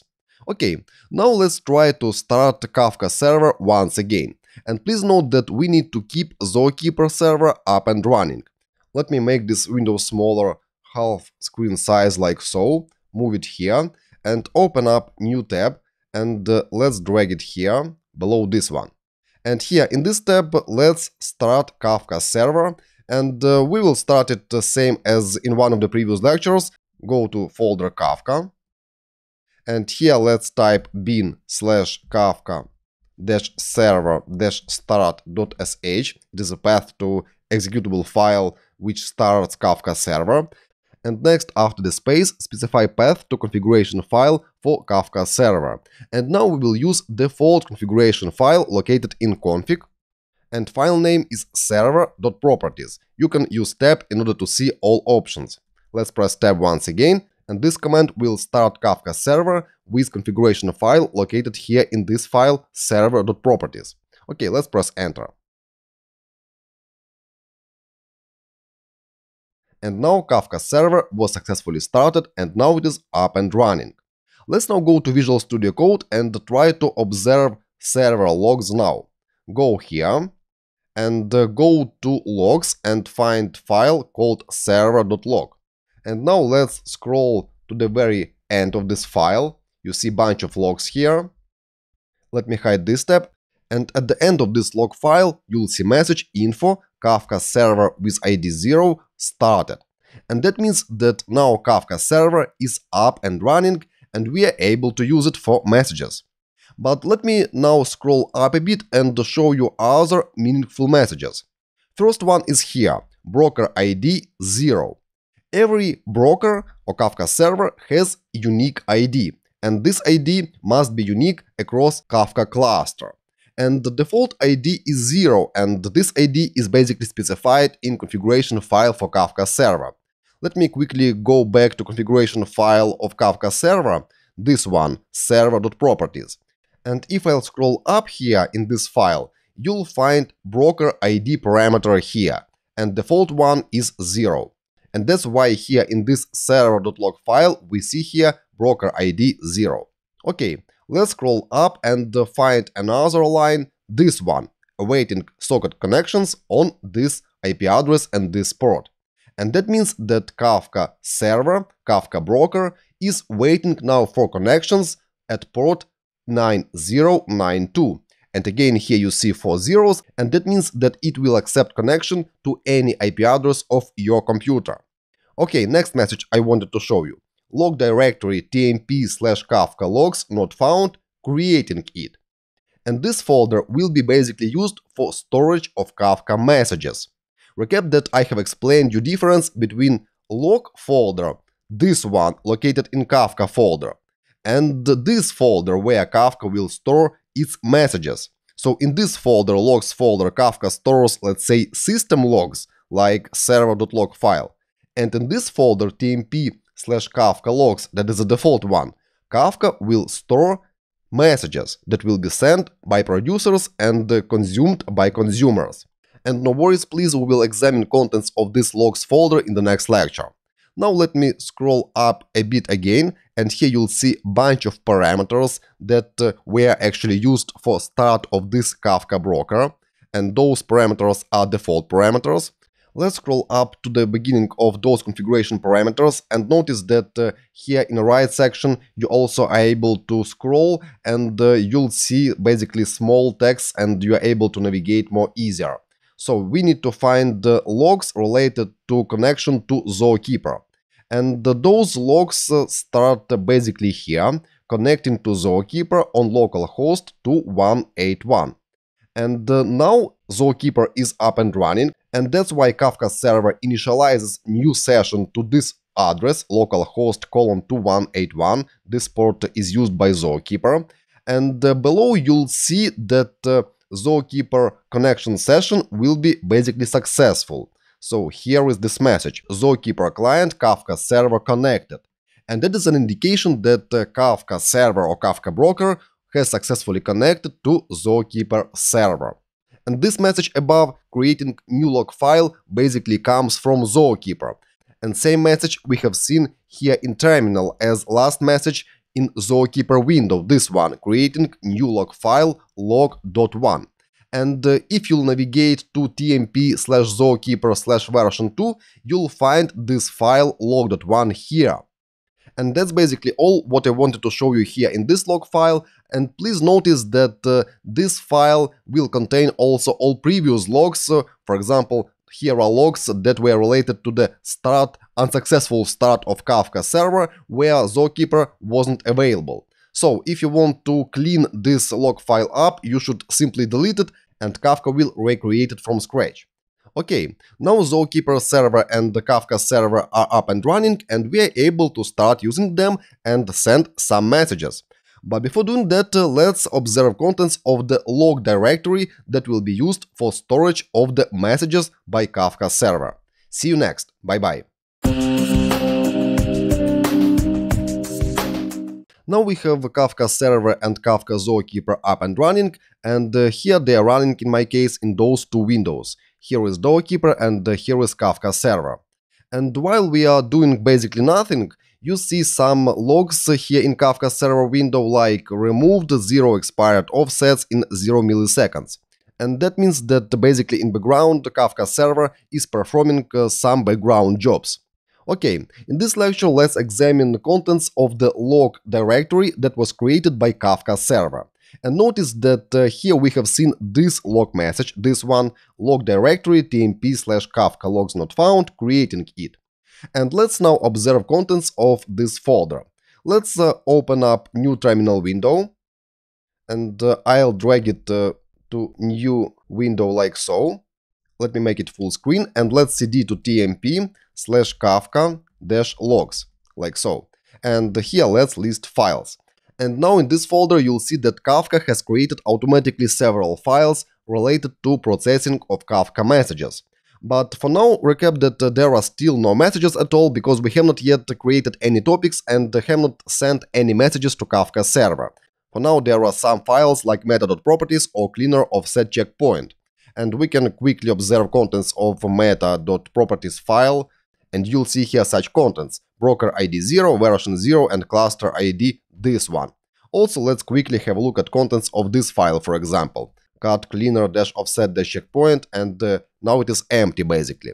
Let's quickly have a look at log-start of set checkpoint, and it is empty as well. And the reason for that is again simple: we have not yet sent any messages to Kafka server, but those log files were created here in advance. Okay, let's clear terminal here and let's quickly go to Zookeeper logs directory. Let's cd one level up like so, and here let's cd to Zookeeper. And list files here, again, there is still one folder version -2. Let's cd to this folder and list files here, and now you'll see here a new file that has appeared after successful connection from Kafka server to Zookeeper. This one. Let's try to read it. Cut log.1, and here you'll basically see partially unreadable text. But we are able to distinguish this part and this part. And those parts are basically information about the first broker that has successfully connected to this Zookeeper. And recap that our first Kafka server is running at this port at localhost and its ID is 0. But you may ask me where basically this port comes from and how Kafka server has decided on which port it should be running. Let me show you that quickly. You can close this window because we don't need it anymore. Let's close it and go back to Visual Studio Code. And here open up server.properties file. Recap that it is located in config folder, and here is this file.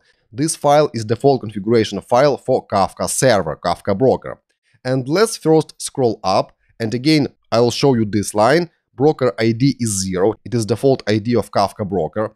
And below here you'll find this commented outline with port 9092. And that means that default port for Kafka server is 9092. But if you want to change it, you can uncomment this line and change this port, for example, to 9093. And we will do that later on in the course when we will try to start several Kafka brokers on the same computer. For now, let's go back to commented outline like so. And for now, you know that default port for Kafka server is 9092. And the default broker ID is 0. Also, there is default log path tmp/Kafka logs, where Kafka will store messages and files related to processing of the messages. Okay, that's all for this short overview of logs folder and the current picture of our setup. And now we are all set and we could start sending messages to Kafka server. But in order to send message to Kafka server, it should be sent to specific topic, and we can create multiple topics. And that's why let's create our very first topic in this course in the next lecture. See you in a bit. Bye bye. Now there is Apache Kafka cluster running on your computer, and it contains one Zookeeper and one Kafka Broker. In this section I'll explain you how to create first Apache Kafka topic and how to explore contents of that topic. Also, you'll understand what happens under the hood when you create any Apache Kafka topic. Let's get started.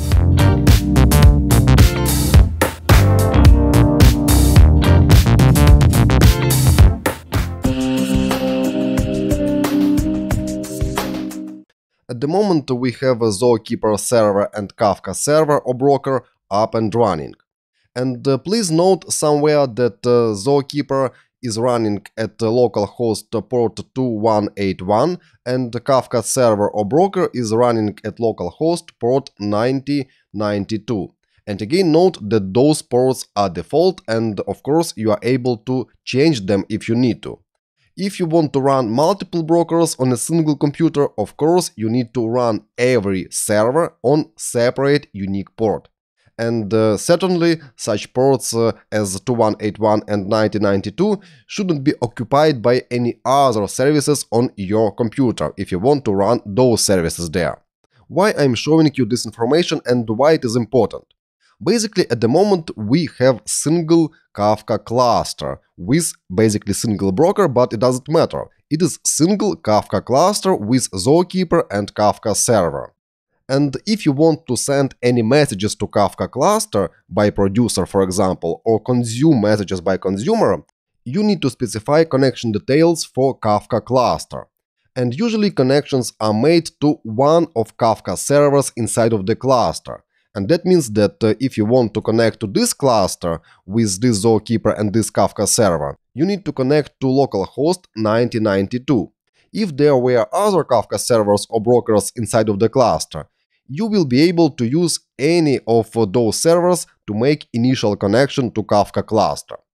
Keeping this information in mind, next we will create the first Kafka topic called cities, and we will create it by using another Kafka script called Kafka-topics.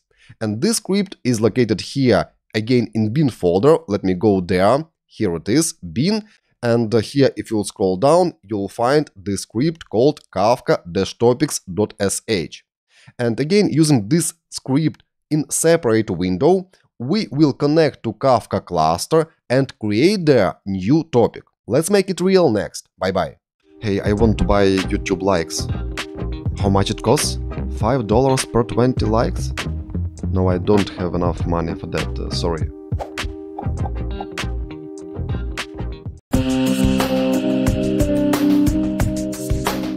Now we will create the first Kafka topic, and for that we will use another script called Kafka-topics.sh. Ensure that Zookeeper and the Kafka server are up and running, and please open up new terminal window. I'll go to Shell, click new window, and drag this window to another desktop in order to be able to switch back to Zookeeper and the Kafka server and observe what will happen here. Here in new terminal window, let's cd to Kafka folder. Clear terminal, and here let's run script located in bin folder, and the name of the script is Kafka-topics.sh. And let's try to run this script without any arguments. Let's press enter. And I see this output with long list of different options. And that means that we are not able to run this script without any arguments like this. We need to use some options for that. And you see here at the top that this script is used for creation, deletion, and changing of topics. And now our goal is to create first topic in our Kafka cluster. Notice that this terminal window is completely separated from those two windows. So here we have Zookeeper running, and here we are running Kafka server, and basically Zookeeper and server have formed Kafka cluster. And now somehow from this script we need to connect to that Kafka cluster and create new topic there. That's why now we will use several named options, and first one is option --create, like so. Let's press enter now and see what will happen. And now we'll see exception in thread main java.lang, and this exception says us that we need to specify either bootstrap server or Zookeeper. And that's what I have told you in the previous lecture. There is Kafka cluster, and Zookeeper is running at this port by default, and Kafka server single broker is running at this port. And in order to connect to this Kafka cluster with Zookeeper and Kafka server, we should specify either so-called bootstrap server, and it could be any of the servers in the cluster, or you could specify Zookeeper and connect via Zookeeper IP address and port. Let's use the bootstrap server option for now. And after create option, we need to add another named option. For that, again, let's use 2 dashes. And next type bootstrap -server. After space comes IP address and port of bootstrap server. And in our case, server is running at localhost and port 9092, this one. And you could type either localhost 9092 or specify IP address of localhost like 127.0.0.1. But let me type here localhost for simplicity. And next comes port of bootstrap server, this one, 9092. Let's enter it like so. And now let's try to create new topic. enter. And now I see again list of help options. Let me scroll up to the very beginning of this list. And here I see another error, missing required argument topic. And that means that in order to create a new topic, we need to specify its name by using another named argument called topic. Let's do that. Let me basically clear it up. Go to history and here add another named argument -- topic. And after space, you should specify name of the new topic. And let's create a topic called cities, like so. And this topic will be used for exchange of messages with names of different cities. Let's press enter now. And now there is no error, it's a good sign for sure. And now we can try to go back to Kafka server window, this one, and observe what has happened here. And if you'll scroll a bit, you'll see such information: info, partition, cities 0, broker 0. And that means that new partition for new topic cities was created. Basically, let's go to Visual Studio Code and observe logs here. Go to server.log, minify this section, and here you'll see such message as creating topic cities with configuration and empty object. That means that new topic cities was created with default configuration. And let's basically observe what has happened in Kafka cluster after creation of new topic, after this command. Let's do that next. Bye. We have just created the very first topic in our Kafka cluster, and name of this topic is cities. For creation of this topic, we have used this command. We have used Kafka Topic script with several named arguments. Notice that in shell you could specify named arguments with -- prefixes, like so. And for example, here we have specified the connection string for Bootstrap server, and that is one of the servers inside of the cluster. For now we have only single server inside of the cluster, and of course each cluster must have at least one Zookeeper server. That's what we basically have. And also with named argument -- topic, we have specified name of the topic that we want to create. But now in this lecture, let me show you what exactly has happened in the Kafka cluster when we have entered this command. For that, let me go to logs folder where Kafka stores logs related to Kafka messages. Let me go one level up and cd now to tmp/Kafka logs and list files here. Recap that we have observed contents of this folder before, and there were only 5 files. But now there is new folder called cities-0. Let's go to this folder, cd cities0, and list files now here. And as you see here, this folder contains several files. For example, this file with extension index and this file with extension log. Let's try to read, for example, this file. Let me copy its name and cut and paste name. And now this file is empty. Let's try to read this file. Let me copy its name, cut and paste this name. This file is empty as well. And the reason for that is that we have not yet sent any messages to this cities topic. And as soon as we will do so, Kafka will store new messages inside of those files in cities-0 folder. But why this folder has such weird name, cities-0? Let me explain you that. Let's go to Visual Studio Code and open up server.properties file. And here let's scroll down a bit to this line, num.partitions = 1. This line means how many partitions will be created by default for every topic. But what is partition? Inside of every topic, messages can be spread among several partitions. And every partition is basically just separate folder like we see here.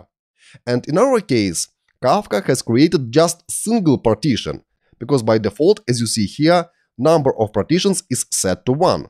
If you'll try to change this default number, for example, to 2, then you'll see here 2 folders with names cities-0 and cities-1.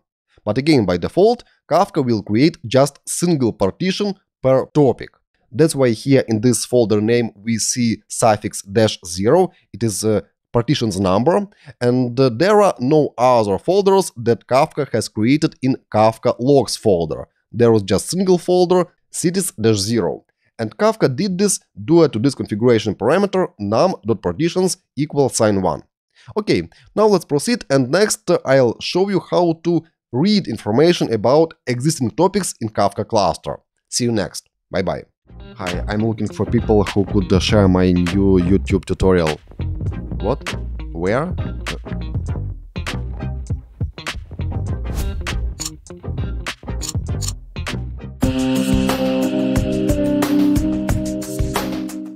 Now you know what happened in Kafka cluster under the hood when we have entered this command that actually created new topic. Let's now try to read details about this cities topic. For that, let's cd again to Kafka folder, cd to Kafka, clear terminal, and now let's run again same script Kafka topics, but with another option --list, bin/Kafka Topics.sh, and here will be option --list. And afterwards, we need to specify, same as before, either Bootstrap server or Zookeeper server. Let's try to specify connection string of Zookeeper. For that, let's use Zookeeper option. And here will be address of connection to Zookeeper server. Recap that Zookeeper is running at port 2181. So here type 2181 and let's press enter. And you'll see list of the topics in Kafka cluster, and now there is just single topic called cities. That's what this command does. You could always use --list option in order to list all available topics that exist in Kafka cluster. Also notice that we have just used Zookeeper option instead of Bootstrap server, and that means that you are able to connect to Kafka cluster either via Zookeeper or any of the Kafka servers. Okay, let's now read details about this topic called cities. For that, let's use another option --describe. Type same command bin/Kafka Topics.sh. Next comes describe. Next comes same as before either Zookeeper or Bootstrap server. Let's again specify Zookeeper. Localhost 2181. And next comes another named argument, name of the topic you want to read details about. So let's add --topic. And here comes name of the topic, cities. And let's press enter. And here we see now configuration details for cities topic. Let me make it a bit smaller to fit it to the screen. Like this. And we see such information. Topic name, cities. Next comes partition count 1, and you already know what is that. That is actually quantity of different folders where messages of this topic will be stored, and by default this quantity is 1. Next comes another new for you parameter, replication factor 1. What does this parameter mean? At the moment our Kafka cluster has only single Kafka broker, and if this server will become unavailable for some reason, then nobody will be able to store new messages that will be arrive from producers, and consumers will be able to read data from the server. And that's why replication factor is used. If there are multiple brokers in the cluster, you are able to replicate every message that arrives to topic, in our case cities topic. And replication factor tells how many times each message will be replicated. And in our case, this parameter is set to default value 1, because we have only one server, and only one server will save every single message in the topic.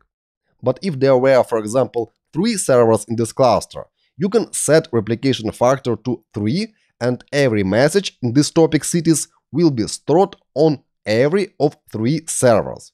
For backup purposes, of course. Okay, that's replication factor. Below, after this line, you see this line, with details for every partition. Here comes number of partition, and you know that partitions numbers start from 0, so 0, 1, 2, and so on. Next comes information about leader, replicas, and in-sync replicas. And everywhere you see here number 0. And that is basically number of the broker. And in our case, we have only single broker with ID 0. Recap this configuration parameter. Broker ID 0, this one. And that is exactly that number that you see here in those fields. And that means that every partition must have at least one leader broker. In our case, again, we have only single broker, and that's why he is leader for this partition, partition number 0. We will get back to this later on for sure, but now you should remember that with describe argument, you are able to read details about each topic. In our case, we have only single topic, and you could list all topics in the Kafka cluster by using list option. Okay guys, that's all for this one, and the next we could try to send very first message to this topic, cities topic. And for that we need to have producer. Luckily, Kafka ships with built-in consumers and producers that are located in bin folder, and they are Kafka console producer and Kafka console consumer. And we are able easily use them in order to produce and consume Kafka messages. And let's produce some messages for cities topic in the next lecture. Bye-bye. Now you have Apache Kafka cluster on your computer and there is first topic created. And now is a good time to start first producer and produce some messages to that new topic. In this section I'll explain you what is built-in Kafka console producer and what is Kafka console consumer and how to start them. They are basically shipped along with Kafka installation and you are able to get them up and running out of the box. We will also start multiple producers in parallel and multiple consumers and see what will happen. Let's get into it.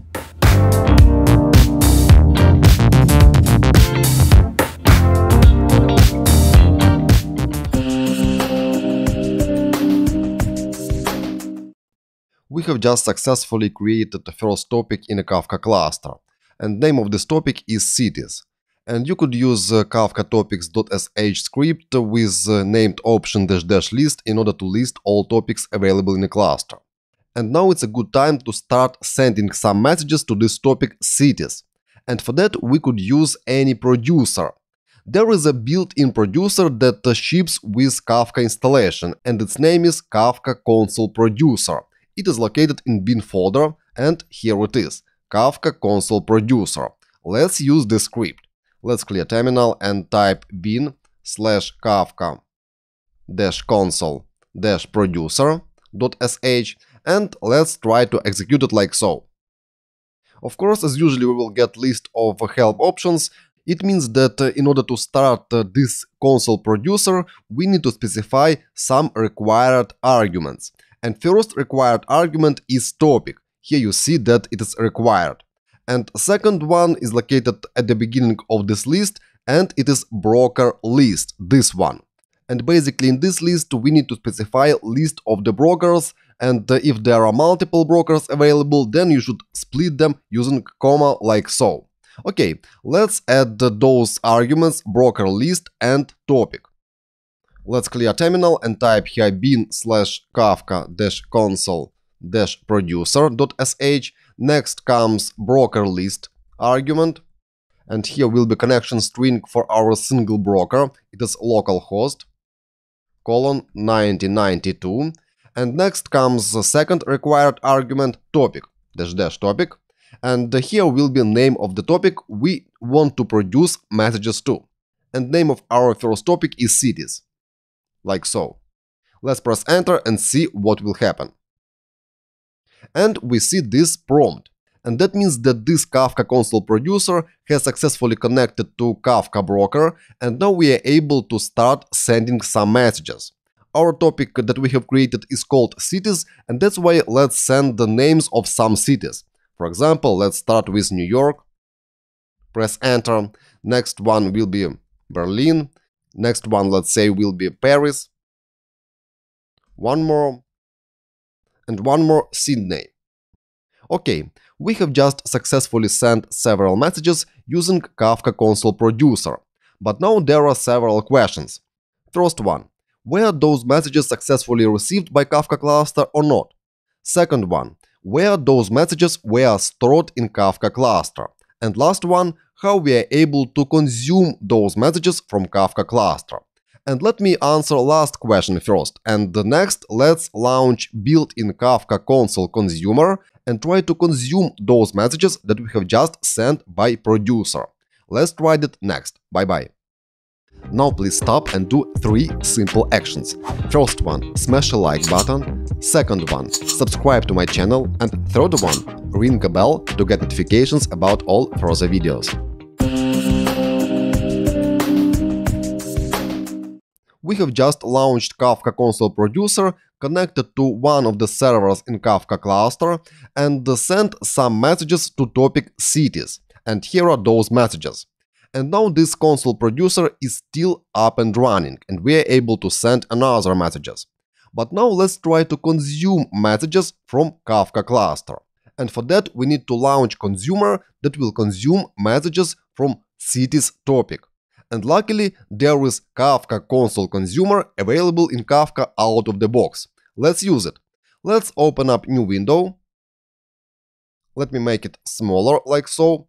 And here go to Kafka folder and launch Kafka consumer with help of built-in script called Kafka-console-consumer, this one. Let's press enter as usually now without any arguments. If you'll scroll up to the beginning of this options list, you'll find out that there is required argument called bootstrap server, this one. And this argument is already familiar to you. It supplies list of Kafka servers we want to connect to. We have just single server, that's why we need to specify it like so, localhost :9092. Okay, let's copy this argument, clear terminal, go back to Kafka console consumer, paste this argument and type here localhost :9092 and press enter. And again I see list of help options, and that means that there is another argument that is required. Let's go back to the beginning of this output, and here you see this message. Exactly one of whitelist or topic is required. And that means that in order to successfully launch Kafka console consumer, we need to specify either whitelist argument or topic argument. Using whitelist argument, you are able to connect to set of topics and read messages from multiple topics using wildcard syntax. But our goal for now is to read messages just from single topic called cities. That's why let's specify argument topic with name of the topic cities.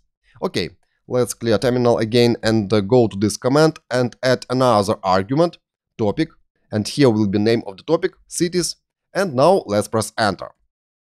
And it seems that now the script is up and running, but we don't see any messages in the console.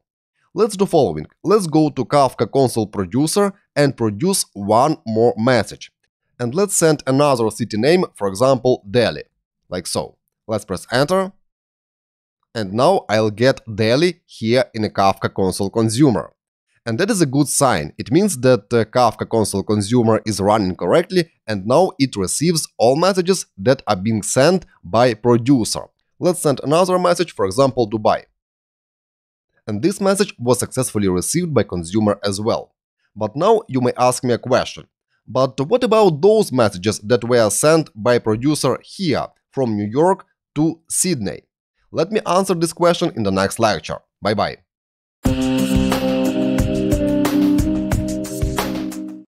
Now there are Kafka producer and Kafka consumer up and running. And after launch of console consumer, we have seen that it will start receiving only new messages that will arrive from producers to Kafka cluster.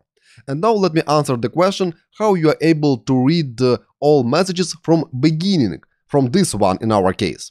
Let me stop this Kafka console consumer, Ctrl+C, let's clear terminal, and now let's launch it again, but using another option called from beginning. Like so. Let's press enter. And now I've got all messages from the very first one from New York. Okay, that's how you are able to read the messages from specific topic from the very beginning. For that you need to use option from beginning. I can terminate this console consumer and launch it again using same option from beginning, and I'll get the same result. All messages were consumed. And now we are able to make very important conclusion. Apache Kafka cluster stores messages even if they were already consumed by one of the consumers. And this means that we are able to read Kafka messages from the Kafka cluster several times by different consumers and at different moments of time. And next, let's try to launch another Kafka consumer and see how those two consumers will receive messages sent by this producer. I'll see you next. Bye bye. Now please keep this producer and this consumer up and running, and let's start one more consumer. For that, let's copy this command without option from beginning, like so. And let's open up new window, but let's make this window smaller, like so. Let's open up new one, adjust its size to make it visible just in this corner, like so. Go to folder Kafka, clear terminal, paste copied command, and now press enter. If you see that cursor has jumped to the next line, it's a good sign. It means that this console consumer is up and running. And now there are two consumers, this one and this one. Let's now try to produce one more message here. For example, let's write here Amsterdam, like so. Enter. And now you'll see Amsterdam in both consumers, here and here. And that means that you are able to read messages from Kafka server by multiple consumers in parallel. And that's another important conclusion. Having just single Kafka cluster between producers and consumers, you are able to provide single point of storage of all messages. And all producers and consumers are able to work via just single point of storage. And next, let's try to launch one more producer and produce messages from different producers. Let's try that next. Bye. What did you say? I should delete my YouTube channel and don't post any videos anymore? Please leave a like if you don't think so.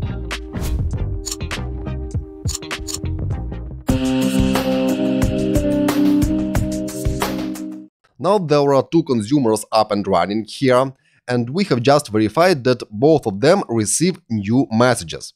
But we have just single producer here. Let's now try to run one more producer by copying this command and running it in a new terminal window. Let's make this window smaller, like so. It will be producer number 1. Open new window, make it smaller and place it somewhere here, like so. And let's cd to Kafka folder, clear terminal, and start new producer with same command as we have used for starting of this producer. Let's press enter here. And now we are able to produce some messages from this producer. Let's write another city name, for example, Barcelona. Press enter, message was sent, and it was successfully received by both Kafka consumers. And here is another important outcome. Neither consumers nor producers know about each other. It means that this producer does not know anything about existence of those consumers and about other producers as well. It is just performing its own job, nothing else. Same I can say about this producer. It produces messages without knowing about other producers or consumers. And consumers don't care about producers that have produced those particular messages. They just consume messages from one centralized storage, from Kafka cluster. And that is the beauty of Kafka architecture. Producers and consumers may appear and may go. But as long as messages are stored in centralized storage in Kafka cluster, they may be consumed by consumers and new producers may send new messages to this Kafka cluster. For example, let's try to stop this Kafka producer. It was stopped, but this action didn't affect in any way those consumers or this producer. They are still up and running. And I'm able to produce another message, for example, here by typing, let's say, Madrid. And this message will be received again by both consumers. I can start this producer once again and send another city name, for example, Toronto. It will be consumed as before by both consumers, and again, those consumers don't care about presence of producers. They do just simple job, get new messages from Kafka cluster. That's it. Okay, at this moment you should have really nice understanding of what Kafka is and what it actually does. Also, you understand what is producer and what is consumer. Producers send messages to Kafka cluster and consumers consume those messages. Now let's proceed and next let's answer some other questions like where Kafka basically stores all those messages, because as we have seen before, you are able to read messages from the very beginning. And that means that somewhere Kafka stores all messages that were sent to particular topic. Let's explore it next. Bye bye.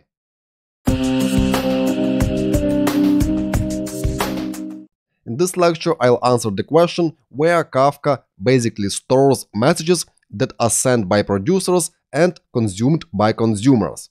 We have found out that you are able to start multiple consumers and multiple producers, and consumers are able to read messages from the very first one in each topic. In our case, we have read the messages from beginning in topic cities.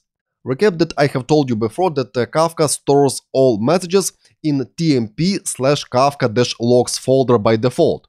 And that is the parameter that is set in server configuration file. Let me show you it quickly. Go to VS Code, open up config folder and open up server.properties file. And here on this line, you'll find this path where Kafka stores all messages. Let's open up new terminal window and go to this folder. So I'll do that here. New window. Let me drag it to the new desktop, like so. And here let's cd to /tmp, don't forget slash here, and next will be kafka-logs. And now let's list files here. And recap that after creation of the new topic, cities, we have explored this folder and there were those files and this new folder. But now there are a bunch of new folders with prefixes consumer_offsets. And there are 50 such kind of folders here. Now let me just say you that when we have started sending messages to cities topic, Kafka has automatically created new topic called _consumer_offsets. And this topic has 50 partitions by default. And you may notice that those folder names start with consumer offsets 0. And last one is consumer offsets 49. And that's are simply 50 different folders for 50 partitions of new system topic called consumer offsets. Now we are interested in contents of cities-0 folder. Recap that cities topic has just single partition, and that's why here we see only one folder with this name, cities-0. Let's go into this folder, cd cities-0, and list files here. And same as before, we see here only 4 files. Recap that after creation of the new topic, we have examined contents of those 2 files, and they were empty. Let's have a look at those files now.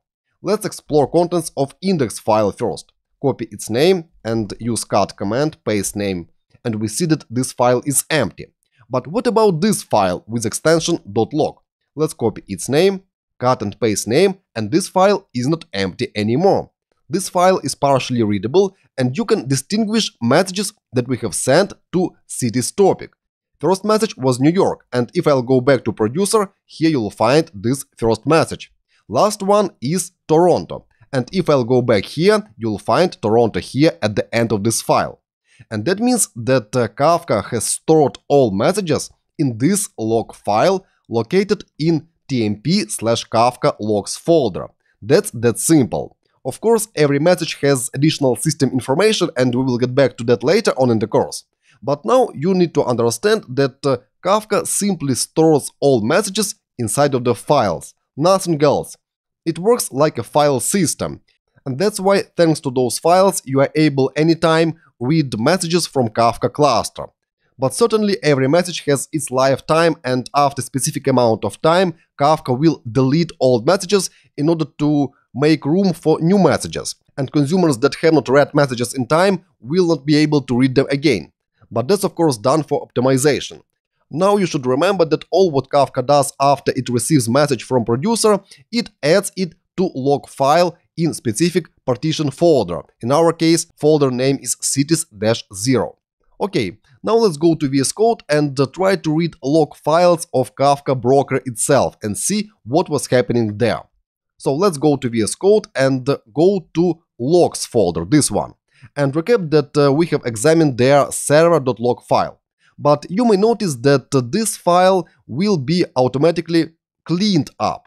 And Kafka will store previous logs in such files as, for example, this one, server.log, and date. And if there were enough logs, it archives them every single hour. So please try to find here log file with the file name with date closest to your current date. It should be at the end of this list. In my case, this file is here. Let me open it up, close this side pane, and because this file doesn't have extension .log, VS Code will not highlight every line with different colors. To make it happen, go to this plain text, and here in select language mode, type log, and select log from the drop-down. And now type of this file was set to log, and we are able to read it more easy. And now in this file you'll see bunch of different messages. Some of them are related to creation of system topic called consumer offsets. I have told you about it before. And you are able to find message related to creation of this new system topic. For that, let's press Command F or edit and find. And here in the search bar, let's type 50 and space. And you should find single log message where 50 appears. And this message is this one: auto creation of topic _consumer_offsets with 50 partitions and replication factor 1. And this creation was successful. And that's what I have told you. Kafka cluster has automatically created new system topic called consumer offsets with 50 partitions. Okay, that's the first meaningful log here. Also, if you'll scroll down, you'll find out that all partitions for this system topic were created at broker with ID 0. And the reason for that is that we have just single broker in our cluster, and that's why all partitions for this topic were created there. If there were more brokers available, then partitions will be spread among all available brokers. We will try that later on in the course, and we will create our custom topics, and you'll see that the partitions will be spread among all available brokers. Okay, also if you'll search for producers, let's search for producer, you'll see some logs related to producers, but they basically don't tell us much. Let's try to find messages related to consumers, and for that let's type here dash and consumer. And you'll find messages like this one: rebalance group console consumer 18980 or stabilizing group console consumer with the same number. Also you'll find similar messages related to another console consumer group with another number. Below you may find another console consumer group name with suffix, in my case 4166. In your case, those numbers will be completely different. Recap that for consuming of messages we have launched two different consumers. Here they are still running. And Kafka has automatically created new consumer groups with random numbers. And that's because every consumer must belong to specific consumer group. Later on we will try to start consumers with custom consumer group names. Now you'll see here random names like this one. Also, let's try to find name of the topic. Recap that name of the topic in our case is cities, and you will not find here any results. And that's because logs related to writing or reading from specific topic, in our case cities, are very low level and they are not shown here. Also, please search for word offsets, like this, and you'll find a bunch of messages related to offsets.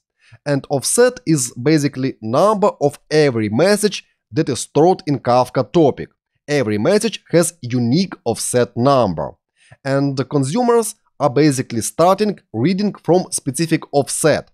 And when we have started this command with argument from beginning, this consumer has told Kafka that it wants to read messages in cities topic from the very beginning, from the first one that has offset number 0. So first message, in our case message New York, has offset 0.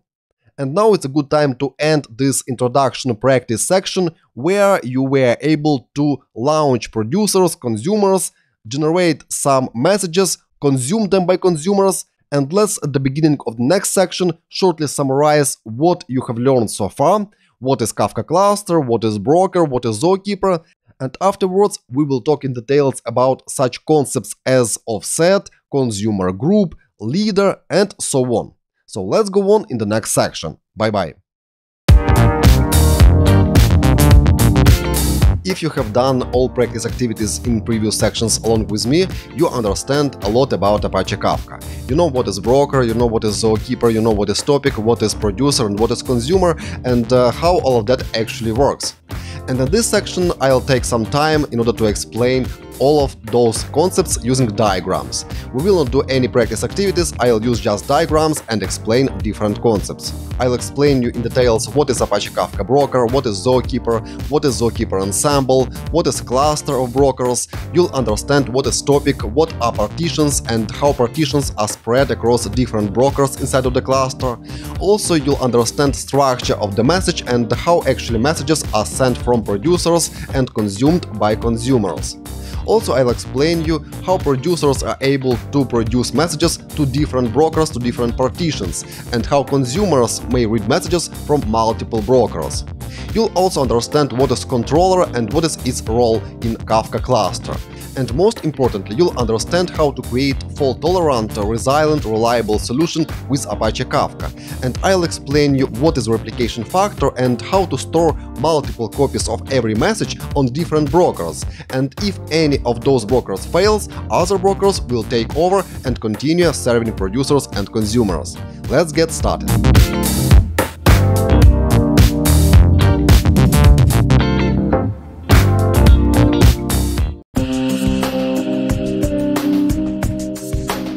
Hi guys, in this section I'm gonna explain most important concepts of Apache Kafka.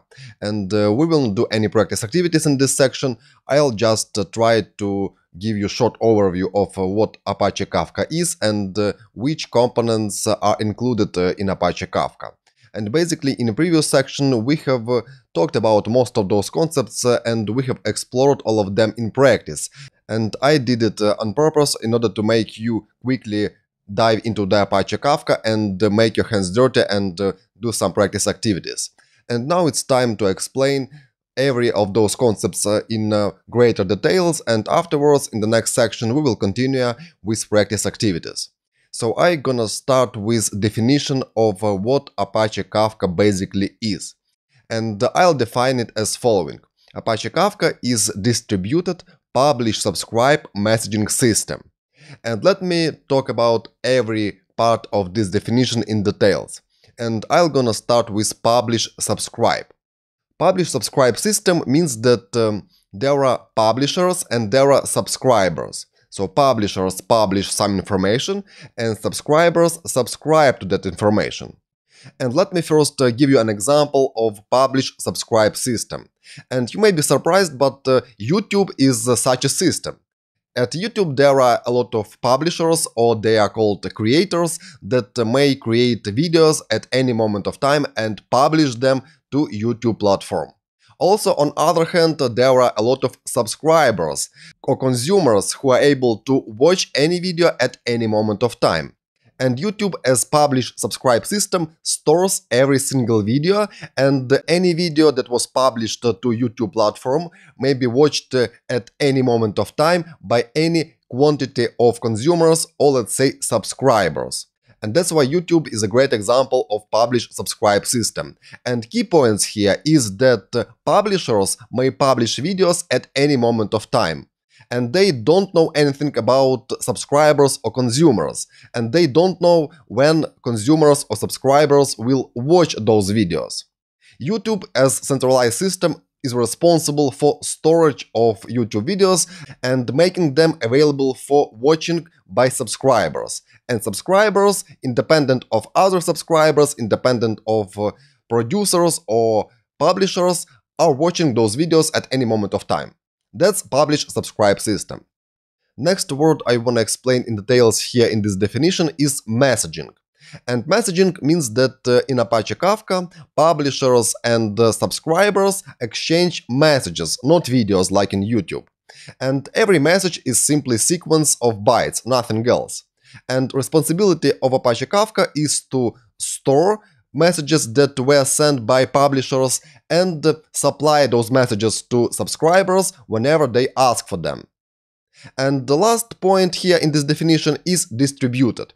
Distributed means that Apache Kafka is fault-tolerant, resilient system with ability to create large clusters with many different servers that allow you to create fault-tolerant system, and whenever any of the servers fails or even multiple servers fail, other servers will continue operation and will continue serving publishers and subscribers. And if everything is set up correctly, even single message will not be lost. Okay, that is the definition of Apache Kafka, and it is again distributed, publish, subscribe messaging system. Let's now proceed, and next let me explain you what is Apache Kafka Broker. See you next. We have just defined what is Apache Kafka. It is distributed, publish, subscribe messaging system.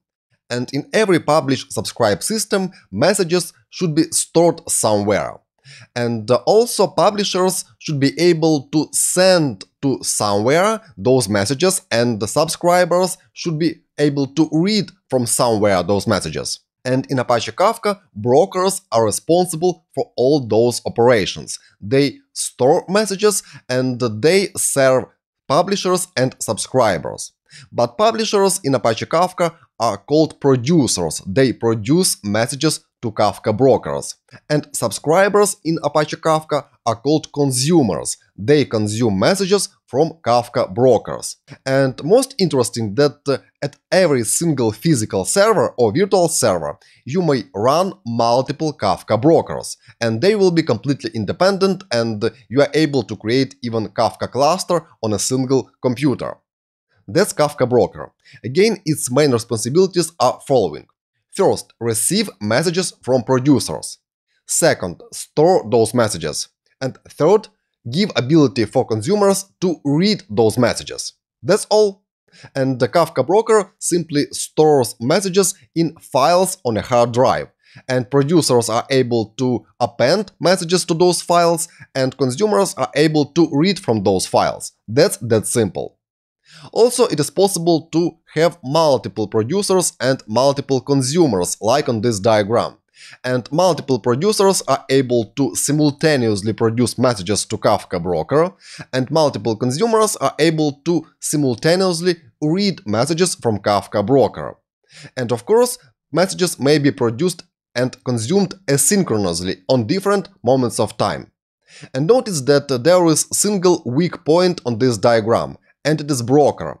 If this broker fails, nobody will be able to serve producers and consumers. That's why usually nobody runs Apache Kafka like that with just single broker, and instead broker cluster is created. Let's discuss what is broker cluster in the next lecture. Bye. Hey, are you still here? Do you like this tutorial? If so, please smash a like button and share this video with your friends and coworkers. Let's go on. Now you know that in Apache Kafka, broker is responsible for storage of messages sent by producers and consumed by consumers. It is a centralized point of storage. And of course, if there is just single broker and if this broker fails, nobody will be able to serve producers and consumers, and all processes will be simply stopped.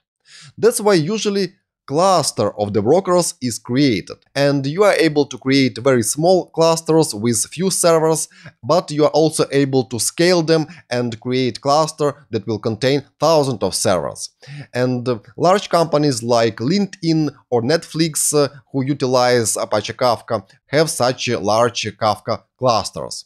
That's Kafka cluster. And if there is Kafka cluster, and if there are multiple producers and multiple consumers, they are able to interact with different brokers inside of the cluster.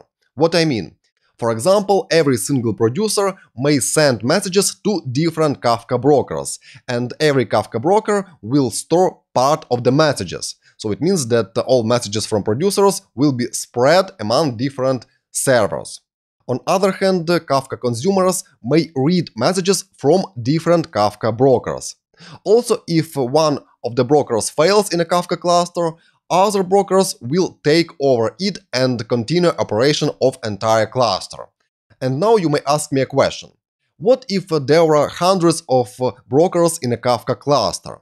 how those brokers synchronize between each other, how they talk to each other, how they agree how to distribute workload, and so on. That's where Zookeeper comes in. Let's discuss what is Zookeeper and what it is responsible for in the next lecture. See you next. Bye-bye. Now you understand why Apache Kafka is called a distributed system. That's because you are able to create a cluster of brokers with multiple brokers. But if there are multiple brokers inside of the cluster, it becomes unclear how they maintain state of entire cluster and how they communicate between each other. And that's where Zookeeper comes in. Zookeeper was also developed by Apache. It is called basically Apache Zookeeper, and it is used not just in conjunction with Apache Kafka. It is also used with Apache Hadoop, for example, or Apache Solr. And Apache Kafka Broker will not even start without active connection to Zookeeper. That's why Zookeeper is a mandatory part of Apache Kafka ecosystem. And main responsibilities of Zookeeper in case when it is used with Apache Kafka are following. First of all, it maintains list of active brokers. It means that at any moment of time, it knows which brokers are active and alive and which have failed. Also, Zookeeper elects controller. We will talk about what is controller a bit later, but controller is elected among brokers in a cluster, and there is just single controller in every Kafka cluster. Also, Zookeeper manages configuration of the topics and partitions. It means that when you create any topic in a Kafka cluster, it is created basically at Zookeeper, and Zookeeper distributes this configuration to all brokers in the cluster. That's why Zookeeper is needed, and that's what it does in Apache Kafka ecosystem. But now you may ask me a question. But what if this single Zookeeper server fails? How brokers, producers, and consumers will continue their operations? You are able to create a cluster of Zookeepers, and let me talk about it in the next lecture. Bye. If cluster of the brokers in your setup is very large and contains hundreds of brokers, of course it's not safe to have just single Zookeeper. That's why usually cluster of Zookeeper is created, and usually it is called ensemble, Zookeeper ensemble. And it is recommended to have odd number of the servers in Zookeeper ensemble. Why is that? In every Zookeeper cluster, you should set up so-called quorum. Quorum is the minimum quantity of the servers that should be up and running in order to form operational cluster. Otherwise, if there are less servers than quorum, Zookeeper cluster is considered down, and all corresponding brokers that were connected to that cluster will be also down. Let me give you an example. In such case, on this diagram, there are 3 Zookeeper servers. And we can set up a quorum of 2 servers. And in case when any one of those 3 servers will fail, Zookeeper cluster will still be up and operational. But if another server will fail and only one server will be left, then Zookeeper ensemble will be considered down, and entire Apache Kafka cluster will be down as well.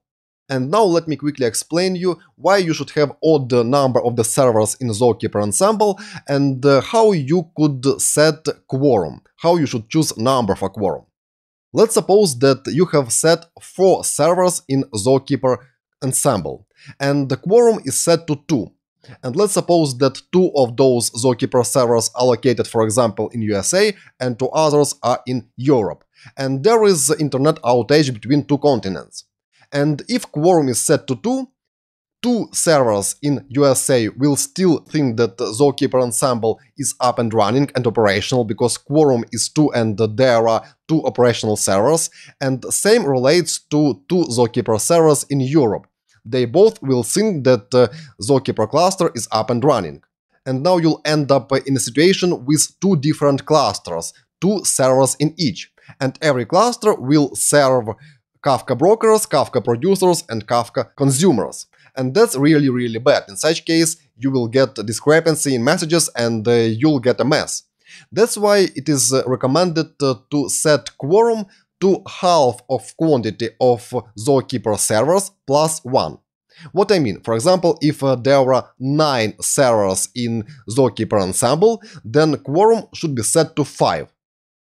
If, for example, there are 15 Zookeeper servers, then quorum should be set to 15 plus 1 divided by 2, so quorum will be equal to 8. In such case, even if 7 servers of 15 will fail, quorum will be reached, we will have still 8 servers in a cluster, and cluster will be still up and operational. Okay, that's all about Zookeeper cluster or ensemble, and the most important you should keep in mind is that quantity of the servers in Zookeeper cluster should be odd, so 1, 3, 5, 7 and so on. Okay, let's proceed, and next let me explain you what you should do if your company is international and it is spread among different continents, and it is really hard to maintain just single Kafka cluster across all continents. See you next. Bye. Let's proceed, and now let's talk about different clusters. Of course, if your company is really large and spread all over the world, it is a really nice idea to create multiple clusters in different countries or on different continents or something like that. And each cluster will be actually separate entity with own brokers, with own producers and consumers. Also, Zookeeper is required in every cluster, and you may create as many clusters as you need. But now you may ask me a question, but what about data synchronization between different clusters? Of course, it's possible if you need that, and you are able to set up mirroring between different clusters. You are even able to accomplish following scenario when clusters will be fully in sync with each other. But what is an idea behind creation of different clusters? Let me explain you. For example, there are two clusters, one in USA and one in Europe. And producers that are located closer to the cluster in US will produce messages to that cluster. Afterwards, those messages will be synced with cluster located in Europe. And if there is some consumer located in Europe, it will connect to the closest to it cluster located in EU. And in such case, message that was produced in one cluster will be read in another cluster thanks to mirroring between two different clusters. And of course, such separation and creation of two different clusters will reduce total load and will increase efficiency. If you, of course, don't require any mirroring, you are able to create completely separate clusters in different regions. That's all what I wanted to tell you about clusters, and please keep in mind that every cluster is a separate entity and it requires separate brokers and separate Zookeepers. And if you need, producers may produce messages even to different clusters, and consumers may consume messages also from different clusters. Okay, let's proceed, and next let me explain you which ports are used by default when you start Zookeeper and Kafka Broker on computer. So see you next. Bye.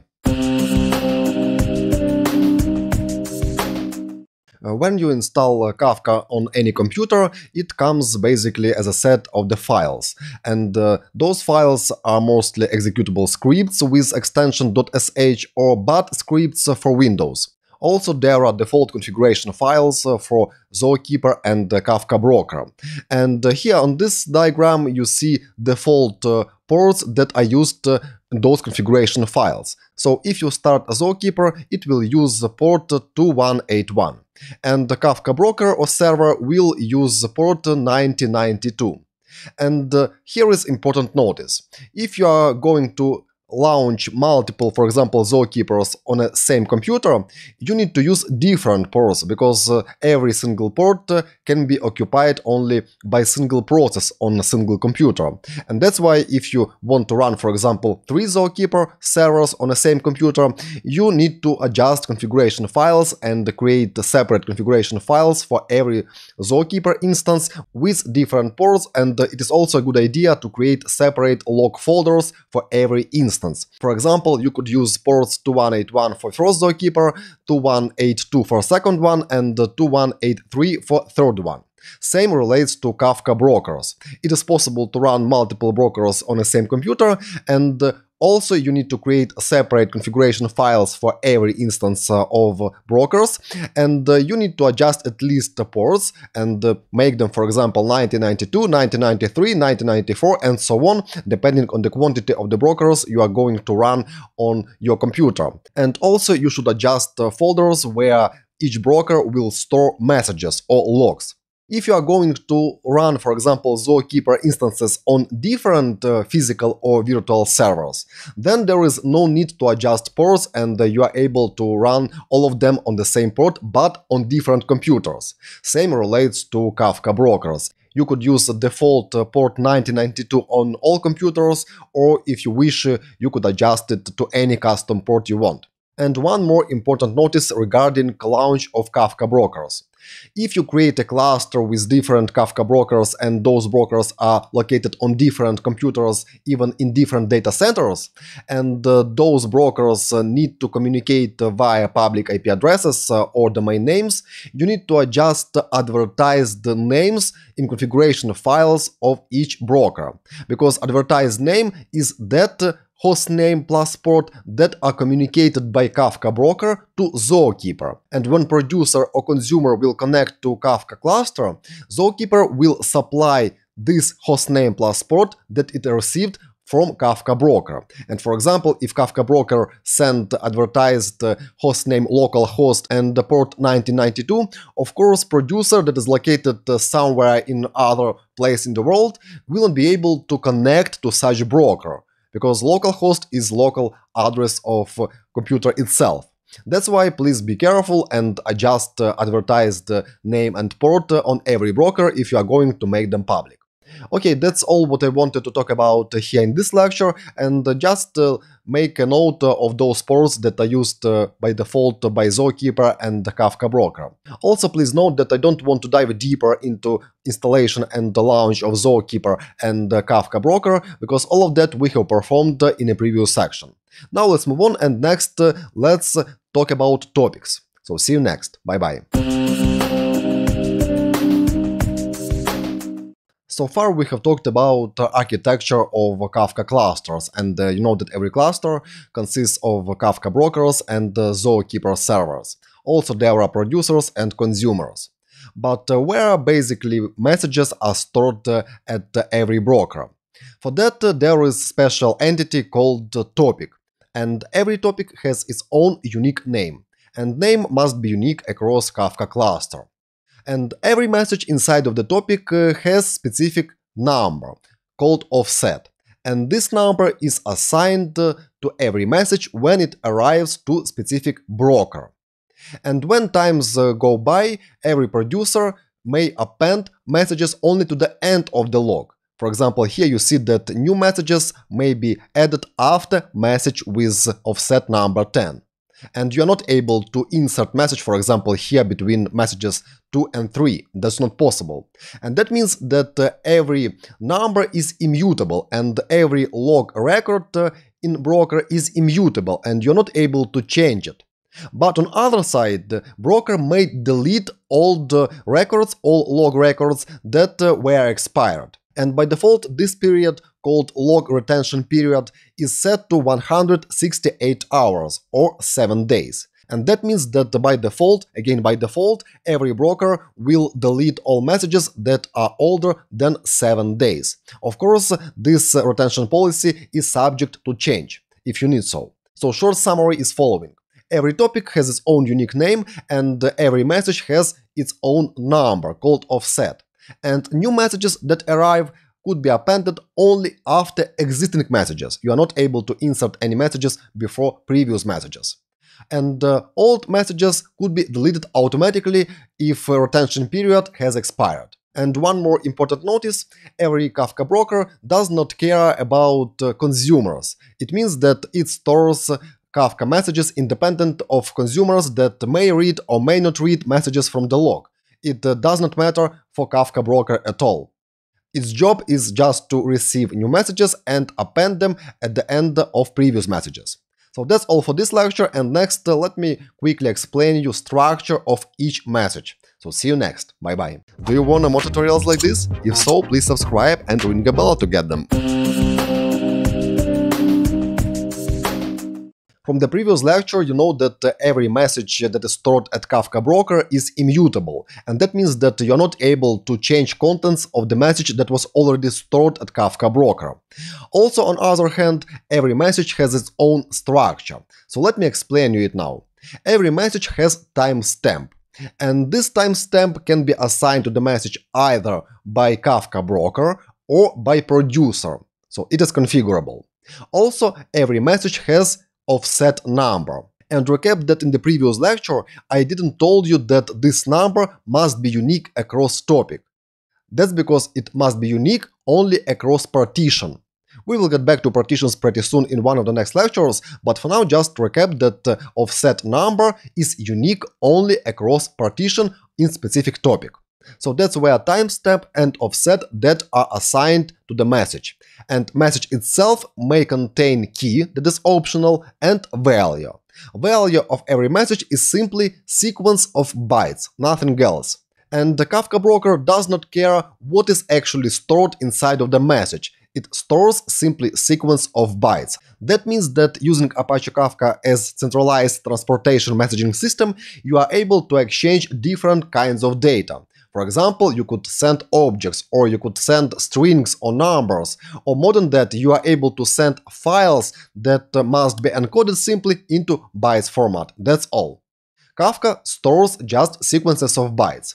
But also please keep in mind that the idea of Kafka messaging system is to keep messages as small as possible. So please don't try to send entire movies in a single message. That's not purpose of Apache Kafka. Its purpose is to quickly send just small messages between producers and consumers. That's it. And key that is actually optional, you are able to use as additional grouping mechanism for messages inside of the topic. For example, if there are multiple stores that send messages to centralized Apache Kafka service, for example, about sales of every product. And using key, you are able to set name of each store that sends data to Apache Kafka topic. And using this key, you are able to distinguish which shop has sent this or that message. Also, another notice about keys, they are created on producers and sent to Kafka Brokers. And if several messages have the same key, they will be sent to the same partition. We will get back to that later on, but for now just keep in mind that using key you are able to direct messages to specific partition. So that's all about message structure, and to summarize, every message has unique offset number that is unique across partition. Second, every message has timestamp, and every message has basically message body, it is value, and optional key. So that's all about message structure. And also please keep in mind that you should keep every message as small as possible to achieve maximum efficiency of Apache Kafka cluster. So that's all for this lecture, and next let me explain you how topics are spread among different brokers, and what is actually partition, and how partitions are spread among different brokers. So see you next. Bye bye. Okay, now you know structure of the message that is stored on Kafka Brokers, and now it's a good time to go on and talk about how topics are actually stored on brokers and what is partition. So every topic may exist on different brokers that are included in a Kafka cluster. For example, here on this diagram you see that topic A is present at broker 0 and at broker 1. And topic B is present on broker 1, broker 2 and broker 3.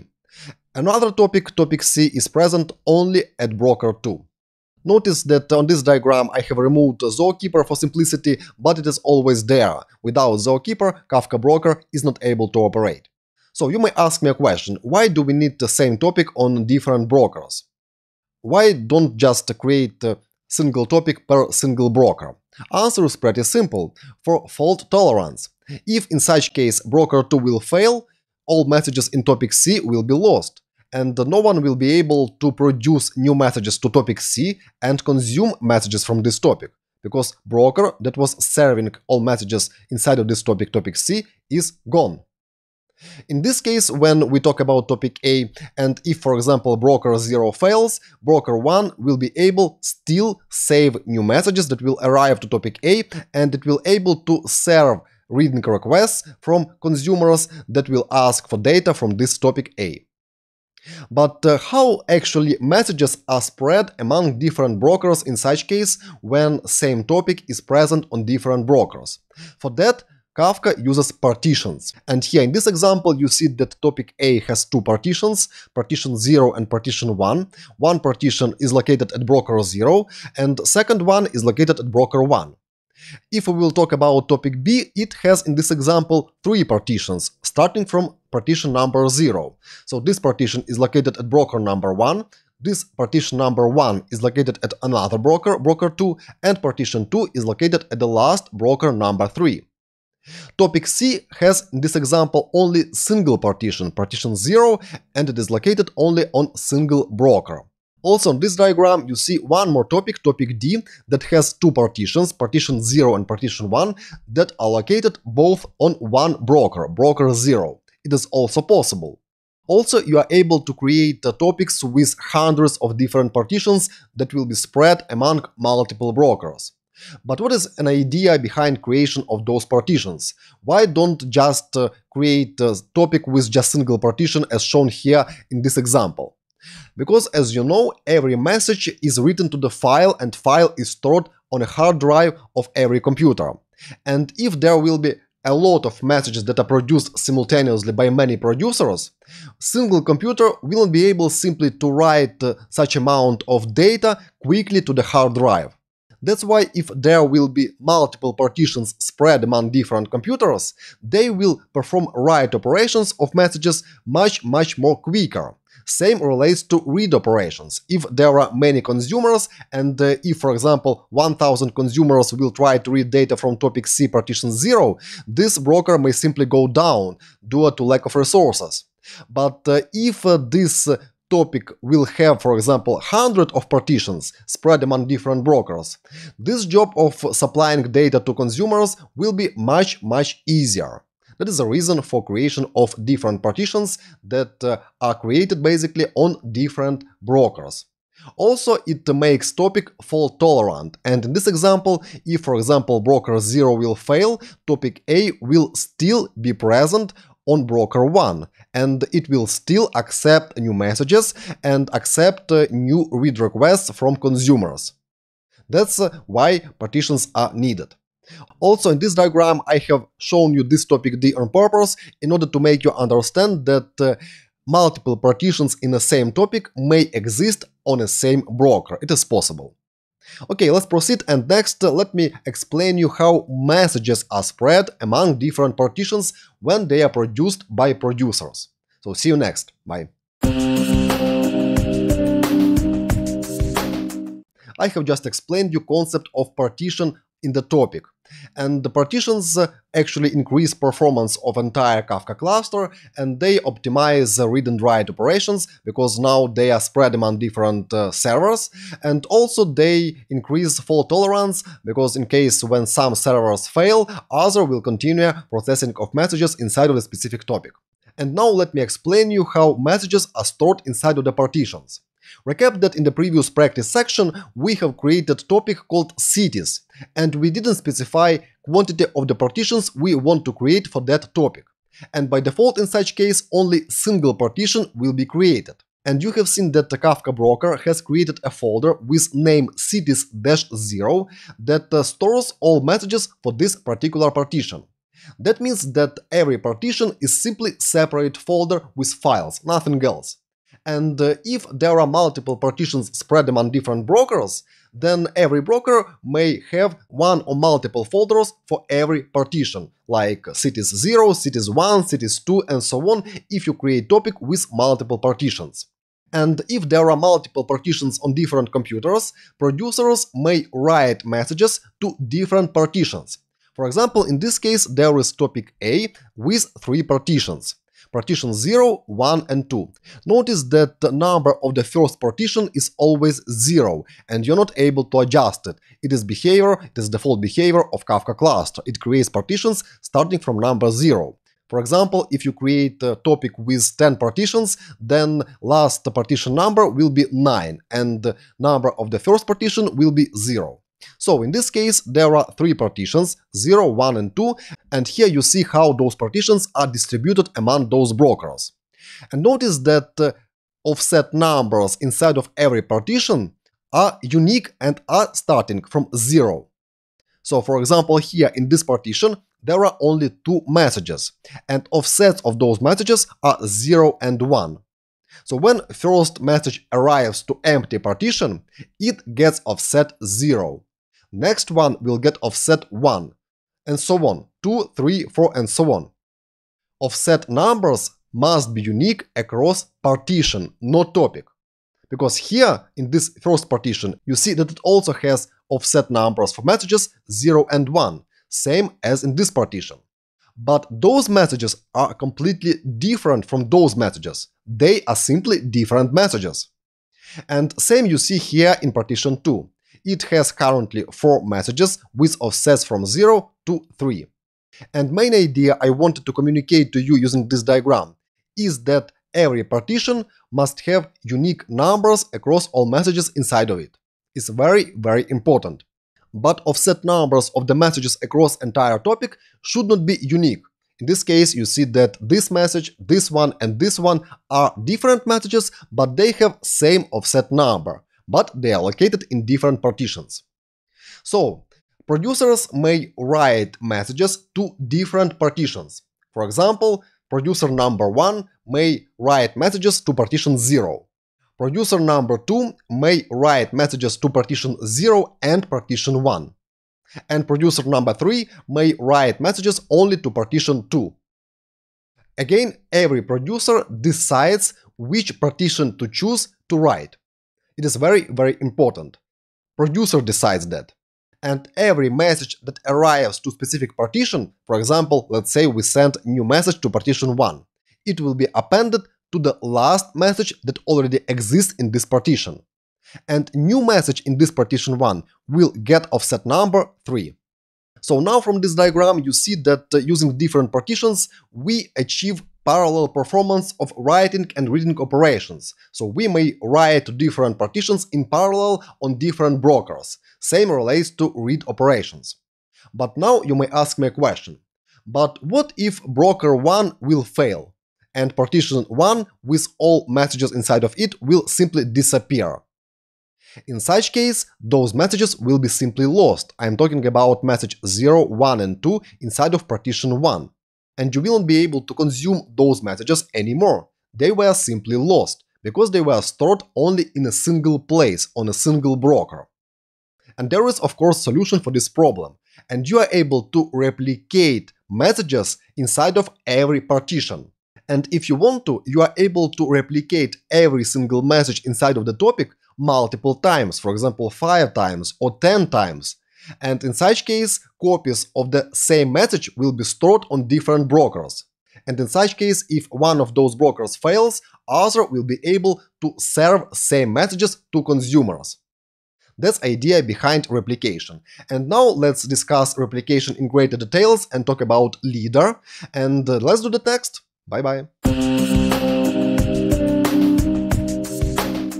So now you understand that every topic may have multiple partitions. Those partitions are spread among different brokers, and messages inside of every partition must have unique offset number. And offset numbers are started from 0. So first message inside of every partition has offset number 0. New messages are appended at the end of existing messages inside of every partition. But there is a problem. If any of the brokers fails, its partition simply disappears, and messages that were stored in that partition also disappear. That's why it is possible to create replicas of partitions. And in this lecture, let me talk about that. So here you see diagram with 3 brokers. Broker 0, broker 1, and broker 2. And there is topic A. And notice that in this topic there is partition 0. Let's suppose that there is just single partition so far. And you see same partition, partition 0, that was created on broker 0 and broker 2.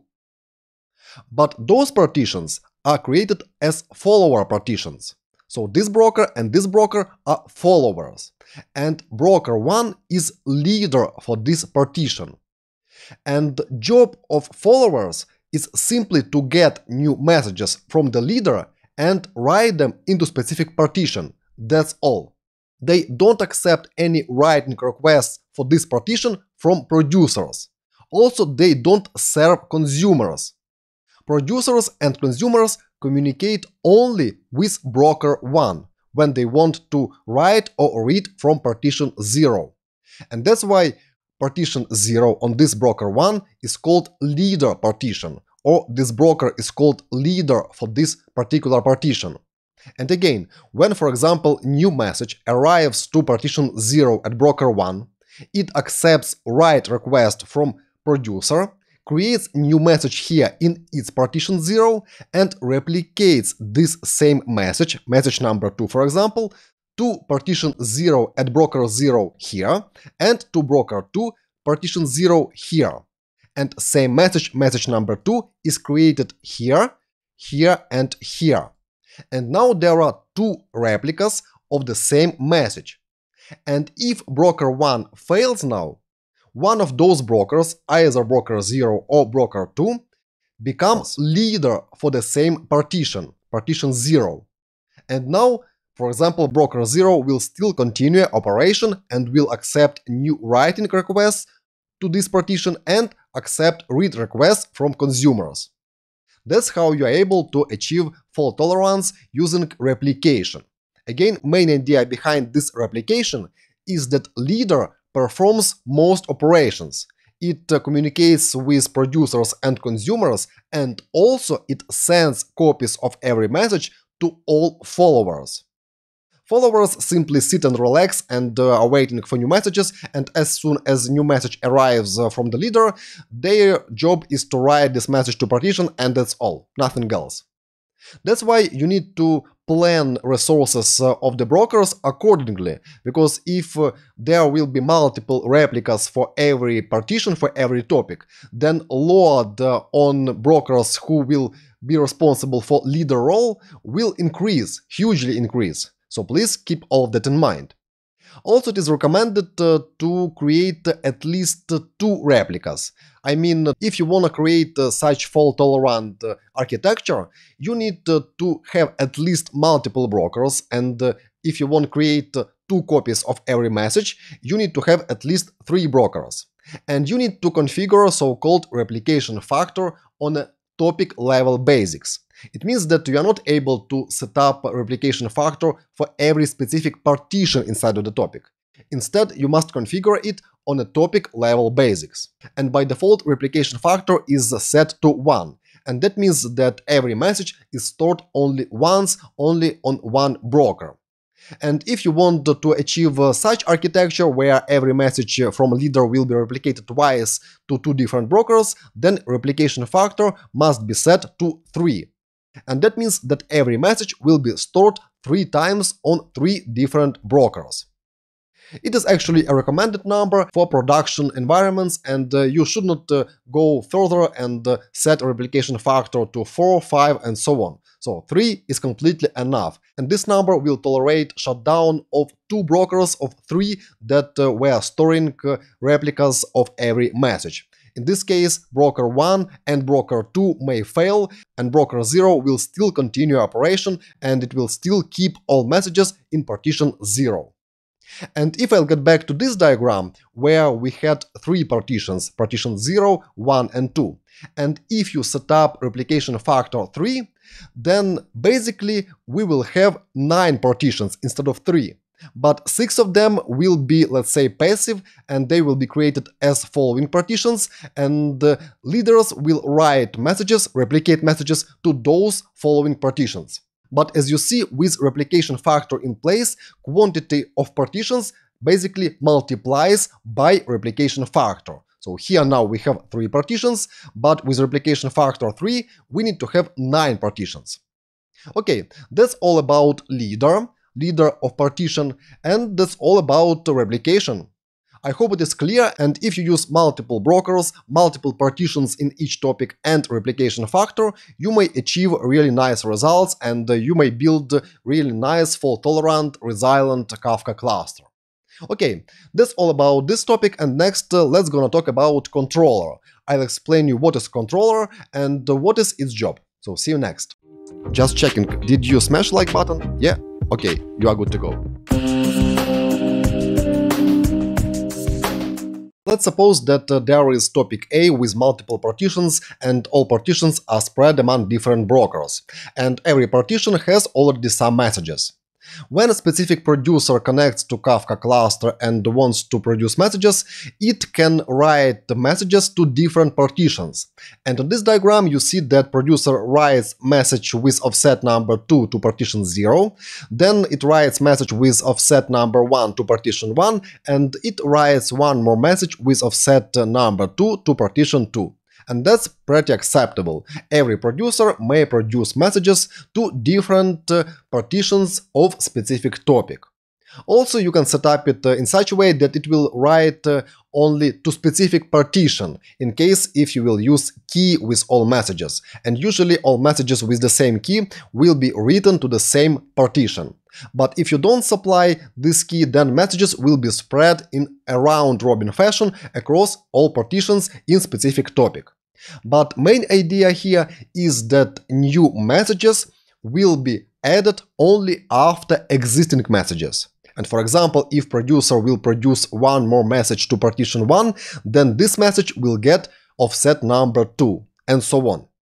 Existing messages with numbers 0 and 1 are immutable, and any producer is not able somehow to change those messages. They are again immutable. That's the main idea behind creation of messages inside of every partition. And again, notice that every partition must have unique offset numbers of all messages. And the first offset number is 0. So in partition 0, first message has offset number 0, and so on. That's idea behind the writing messages to different partitions. And of course, you may have multiple producers that will write messages to the same topic, to the same partitions in parallel. Okay, let's now proceed, and next let's review how consumers may consume messages from specific topic. So see you next. Bye. Now let's discuss how consumers may consume messages from specific topic.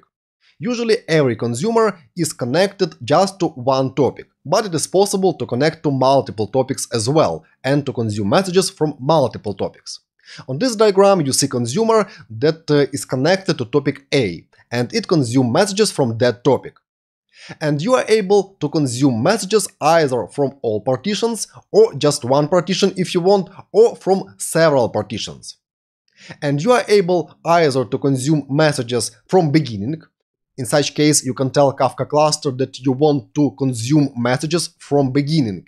And in such case, messages starting from offset number 0 will be consumed by that consumer. But of course, if some messages were already deleted due to retention period, for example, messages 0 and 1 were deleted by broker, then in such case, this consumer will start consumption only from offset number 2. Also, you are able to start consuming from the current state, and that means that the consumer will receive only new messages that will arrive to specific partitions. In such case, it will just wait for new messages and receive them as soon as they will be produced by producers. Also, it is possible to create multiple consumers that will consume messages from the single topic. And in such case, those multiple consumers will belong to consumer group. And in such case, every single message may be consumed only by one of the consumers in the consumer group. Also, when consumer connects to Kafka cluster, you are able to specify specific offset number you want to start reading messages from. For example, you could say that you want to read messages from offset number 2. And in such case, you will consume this message, this one, and that's all. And after that, you will wait for new messages. Also, it is important to understand that messages inside of the brokers will remain there independent of the read status of the message by specific consumer. What I mean? For example, let's say that all those messages were already consumed by this consumer. But it doesn't impact other consumers. If someone else will want to read same messages, then Kafka broker will allow to do that. No problems at all. Because Kafka is publish-subscribe system, and any quantity of subscribers are able to read messages stored in Kafka broker. That's that simple. Okay, that's all about reading messages by consumers, and of course you are able to have multiple consumers that will read data in parallel, no problem at all. Okay, that's all also for this section, and here in this section I tried to make just short and quick overview of main concepts of Kafka infrastructure, and now I hope that you understand all of them and we are able to move on, and in the next section we will get back to practice activities and launch Kafka cluster with multiple brokers. I'll demonstrate you how leader is elected, how different partitions are assigned to different brokers, and so on. So in the next section we will try multiple things that we have discussed here in this section, and we will do that on practice. So see you in the next section, and bye bye. Sad to say, but this tutorial is over. If you liked it, please smash a like button, leave a comment below and subscribe to my channel. Also don't forget to share this video with anyone you know. And I hope to see you in the next tutorials. Bye bye.